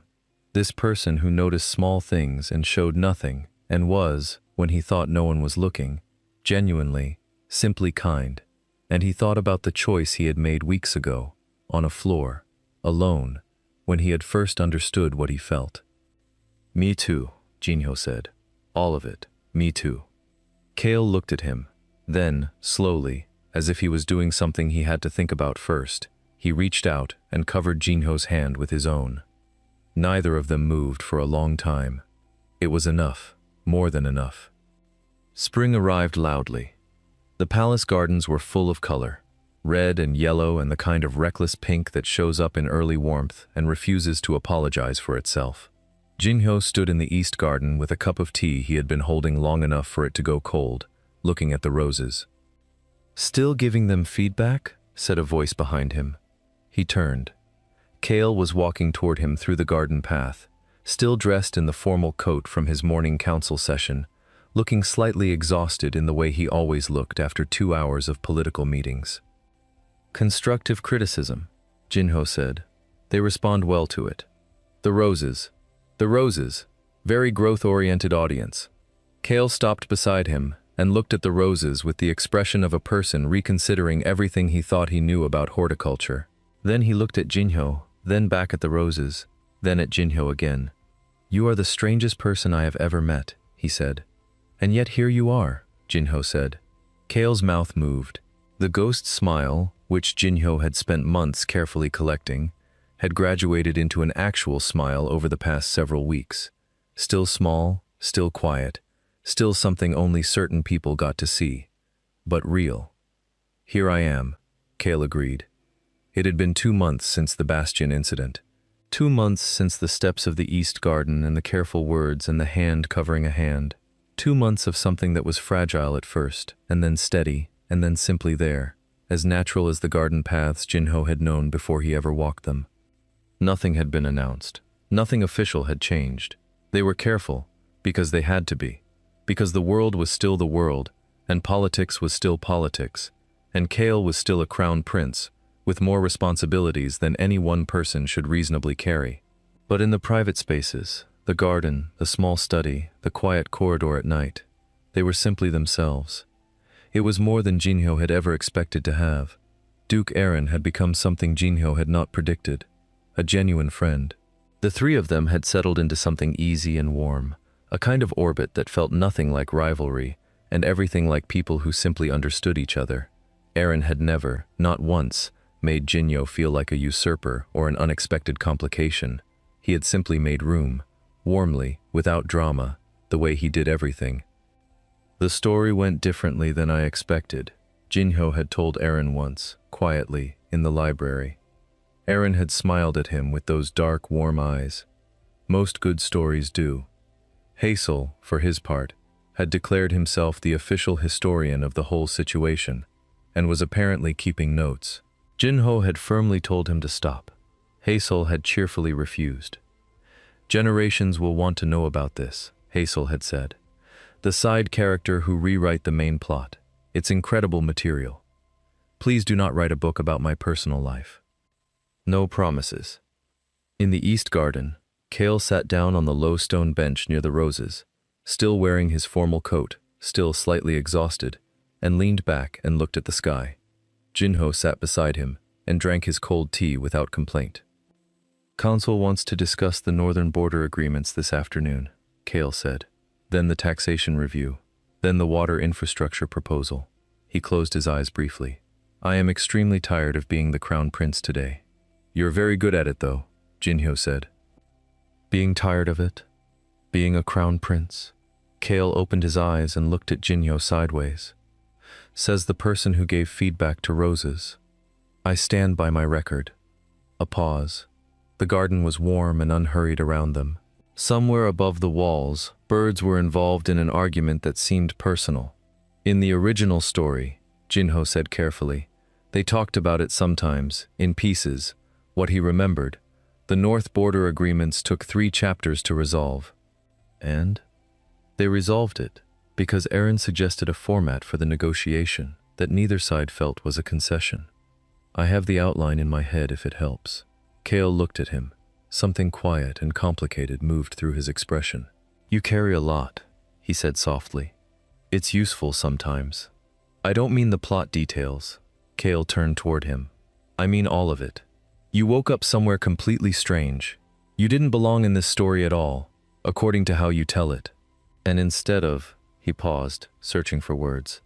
Instead of falling apart, you just helped. Every person you could, stayed careful, watched out for threats I didn't even know were coming. Jinho looked at him. Someone had to. It didn't have to be you. It was me anyway. Kale reached over and took the cold cup from Jinho's hands and set it on the bench, and then held Jinho's hand instead, which was objectively a better use of the space. I'm glad it was you, Kale said quietly. I'm glad you talked to the roses. I'm glad you said strange things and looked at the world like you already understood it. I'm glad you're here. Jinho looked at their hands, at the garden around them, at the palace walls and the spring sky above them. He had reincarnated into a romance novel, not as the hero, not as the main villain. As a side character, no one was supposed to remember. He had known the ending. He had known who was supposed to fall in love and how and why. He had planned to stay invisible, stay background, stay out of the story's way, and let it be what it was written to be. And instead, through roses and cold tea and one word, you said quietly in a small study, and a friend who kept notes, and a duke who made room, and a prince who noticed small things. He had ended up somewhere the original story never went. He was not a side character anymore. He did not think he had been one for a long time. I'm glad I'm here too, he said. Kale squeezed his hand once.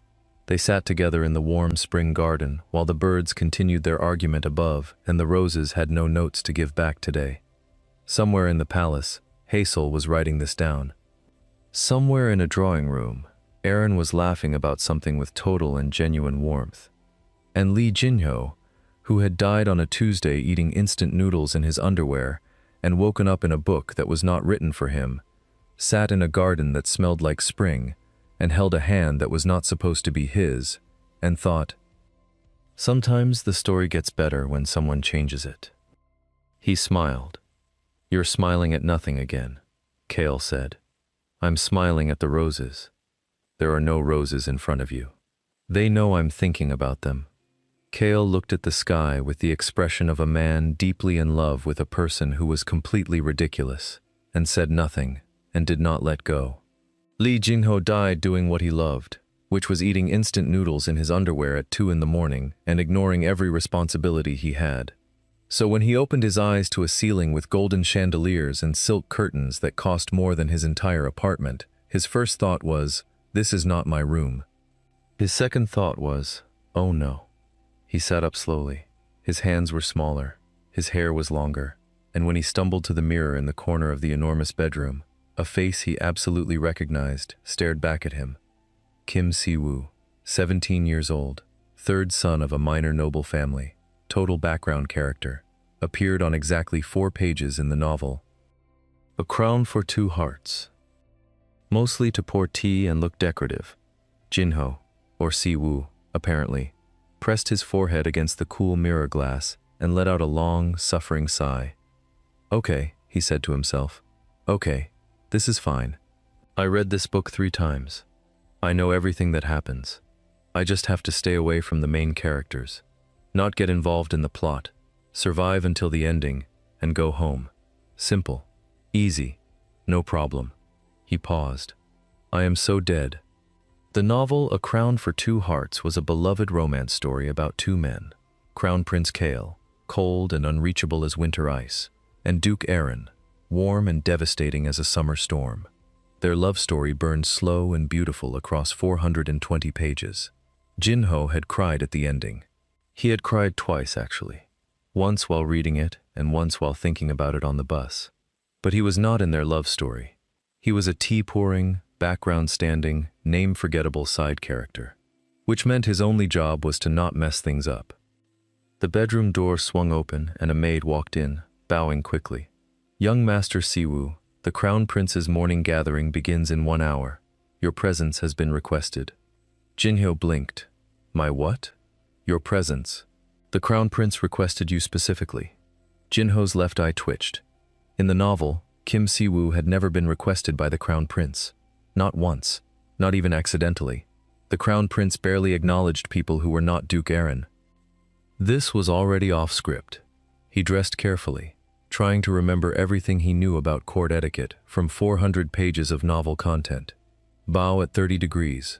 Do not speak unless spoken to. Do not stare at the Crown Prince. Do not trip over your own feet. Do not accidentally cause an international incident. The palace was stunning in a way that made Jinho's chest ache a little. He had read descriptions of it, the marble corridors, the gardens full of white flowers, the sound of fountains, but reading it and walking through it were 2 completely different things. It was real. Every stone, every scent, every cold draft of morning air. He found the gathering room and slipped inside, taking a place near the back with the other minor attendants. He exhaled. Good.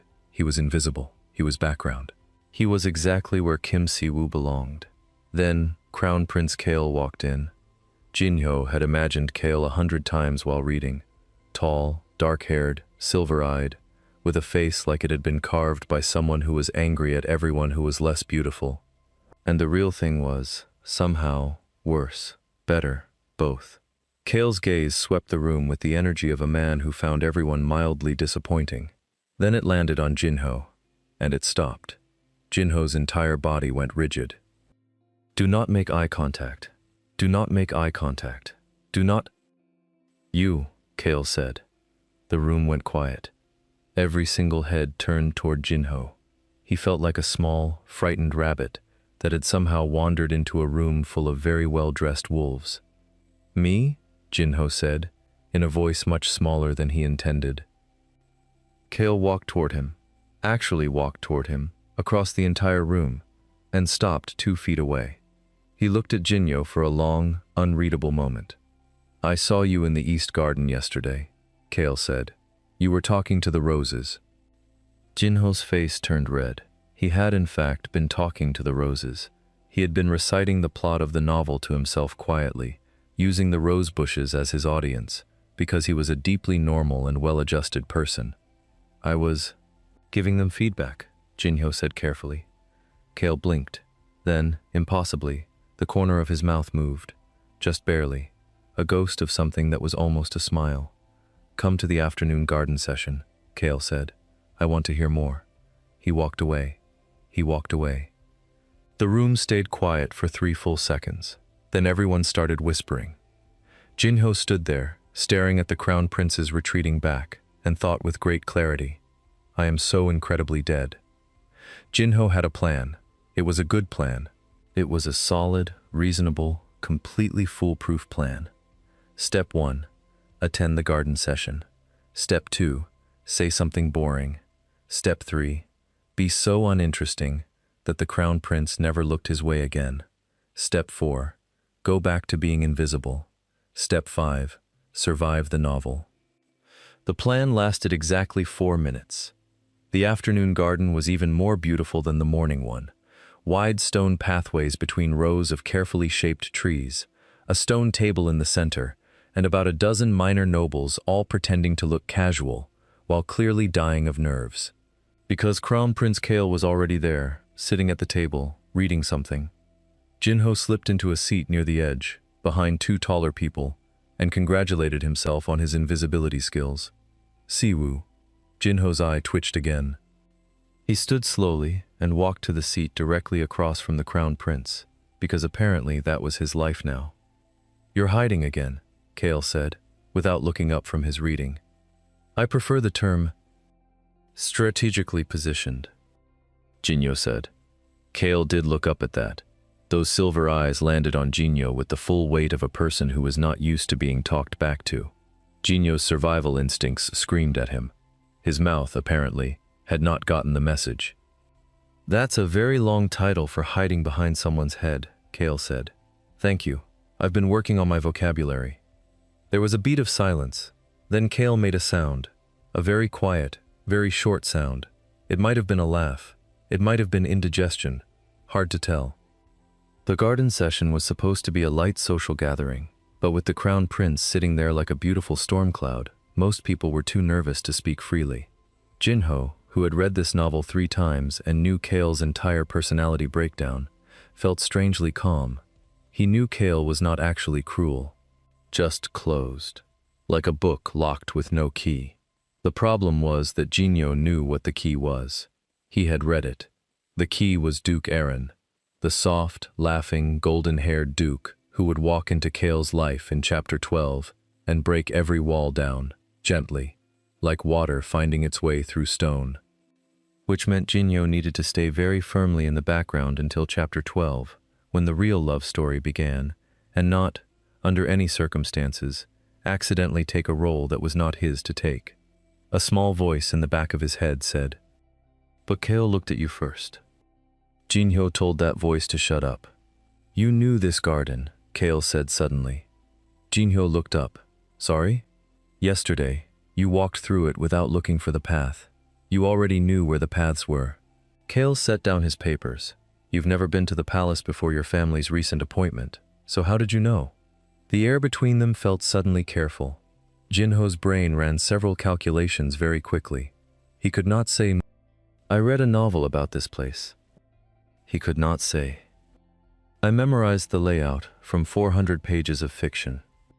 He could not say, "In my original world, I am a 23-year-old who choked on noodles." "I read a lot," Jinho said. "Maps, architecture, floor plans." Kale stared at him. "You read palace floor plans. For fun. I have very specific hobbies." Another one of those ghost smiles. Jinho was beginning to feel like he was collecting them. The session ended as the sun slid lower. People filtered out slowly. Jinho stood, ready to escape, when a hand closed around his wrist. Light, barely a touch, but completely stopping. He looked down at Kale's hand, then up at Kale's face. "Tomorrow," Kale said. "Same time." It was not a request. Jinho walked back to his room with his heart doing something strange and loud in his chest. He sat on the edge of his bed and stared at the wall for a long moment. "This is fine," he told the wall. "This doesn't mean anything. Kale is just curious. Once Duke Aaron arrives, everything goes back to the original story. I am Kim Siwoo, side character. Nobody falls in love with the side character." The wall did not respond. Walls, Jinho had discovered, were not great at offering emotional support. He fell back onto the bed and stared at the golden ceiling and tried very hard not to think about the fact that when Kale's hand had touched his wrist, it had felt, for just 1 second, like something pulled tight inside him. "I am not catching feelings for the main character," Jinho said firmly to the ceiling. "I am a very sensible person." Outside his window, the palace bells rang for evening. Far away, in a golden carriage rolling toward the capital city, A man with warm eyes and a laughing mouth was getting closer. Duke Aaron was almost here. And Jinho, who knew exactly how the story was supposed to go, pulled his blanket over his head and tried to convince himself that the knot in his stomach was just dinner. It was absolutely not just dinner. Duke Aaron was everything the novel said he was. He arrived on a Tuesday morning in a carriage decorated with his family crest, a golden bird mid-flight, and the entire courtyard turned to look at him the way flowers turn toward sunlight. He was tall, broad-shouldered, with honey-gold hair and dark, warm eyes, and a smile that landed on every person he looked at like it was made specifically for them. Jinho stood in the courtyard with the other minor attendants and felt something uncomfortable settle in his chest. In the novel, Jinho had loved Aaron. He was the warmer half of the central love story, the one who reached out first, who laughed loudly, who dragged Kale back to the world every time Kale tried to disappear into cold duty. In person, watching him actually walk across the courtyard and charm everyone within a 5-meter radius, Jinho felt something he had not expected. He felt jealous, which was insane, completely insane. He had no right to feel jealous. He was Kim Si-woo, tea pouring, background standing, nameless Kim Si-woo. Kale and Aaron were supposed to fall in love. That was the whole story. Jinho was just a visitor inside it. "You look like someone stepped on your breakfast," said a voice beside him. Jinho turned. A boy about his age was standing there, narrow-faced with messy dark hair and an extremely unbothered expression. Jinho searched his memory. Right, Park Hae-seo, Kim Si-woo's only real friend in the novel, appeared on 6 pages, mostly comic relief. "You're not fine. Your face is doing something tragic." "This is my normal face." "No, it's not. I've seen your normal face. Your normal face is blank. This face is actively suffering." Hazel squinted at him. "Is it about the Duke?" "No." "Is it about the Crown Prince?" Jinho opened his mouth, closed it. "No." Hazel looked at him for a long moment with the expression of someone watching a friend walk slowly toward a fire. "Sure," he said. "Totally." The formal welcome dinner that evening was everything the novel described. Long tables, heavy candlelight, music from somewhere unseen, and food that Jinho was too nervous to properly enjoy. He sat near the end of the minor noble's table, doing his absolute best to be invisible. He managed it for about 20 minutes. Then Duke Aaron sat down across from him, not next to the Crown Prince, where he was supposed to be, across from Jinho, at the minor noble's table, with the energy of someone who had simply sat where he felt like sitting and dared anyone to question it. "You're Kim Si-woo, right?" Aaron said, pouring himself some wine like they were old friends. "Kale mentioned you." Jinho's brain stopped processing language for a moment. "He... what?" "Mentioned you," Aaron said cheerfully. "Said you were interesting." "Kale never calls anyone interesting. Last person he called interesting was a very complicated piece of architecture." He smiled, and it was warm and genuine, and somehow made Jinho feel worse. "What did you do?" "I talked to roses," Jinho said flatly. Aaron stared at him. Then he laughed. A real, full laugh that turned a few heads. "That's it? That's all it took?" "Apparently." Aaron leaned forward on his elbow, looking at Jinho with those warm, dark eyes, and said, "I like you already." Jinho thought, "Of course you do. You're written to like everyone." Then he felt immediately guilty for thinking it, because Aaron had done nothing wrong. He was exactly who he was supposed to be. He was wonderful. He was the right person to fall in love with Kale. Jinho knew that better than anyone. "That's very kind," Jinho said, with what he hoped was a normal smile. Later, when Jinho was walking back to his room, he turned a corner and nearly walked straight into Crown Prince Kale. They both stopped, 2 feet apart. Corridor lit by wall torches. Very dramatic, in Jinho's opinion. "You didn't sit with me at dinner," Kale said. "I'm a minor noble," Jinho said. "I can't sit at the main table. I could have had your seating changed." Jinho looked at him. "Why would you do that?"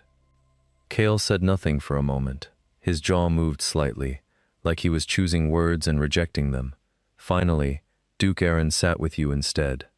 "He did," Jinho confirmed. "He's very friendly. He's friendly to everyone." "Yes." Another pause. Something crossed Kale's face, fast, there and gone, like a shadow over water. Then his expression went back to its usual carved ice calm. "Good night, Siwoo," he said. "Good night, Your Highness." Kale walked away. Jingyo stood in the empty corridor and stared after him and had a terrible, sinking, completely unwanted realization. In the novel, Kale did not talk to side characters in corridors at night. In the novel, Kale did not notice who sat where at dinner. In the novel, Kale did not look at anyone the way he kept looking at Jinho. Something had already changed. The story had already shifted, quietly, just a little, like a river slowly finding a new path. And Jinho, who had memorized the original, could feel exactly how far it had moved. He pressed his back against the corridor wall and looked up at the ceiling. "I'm in trouble," he told the ceiling.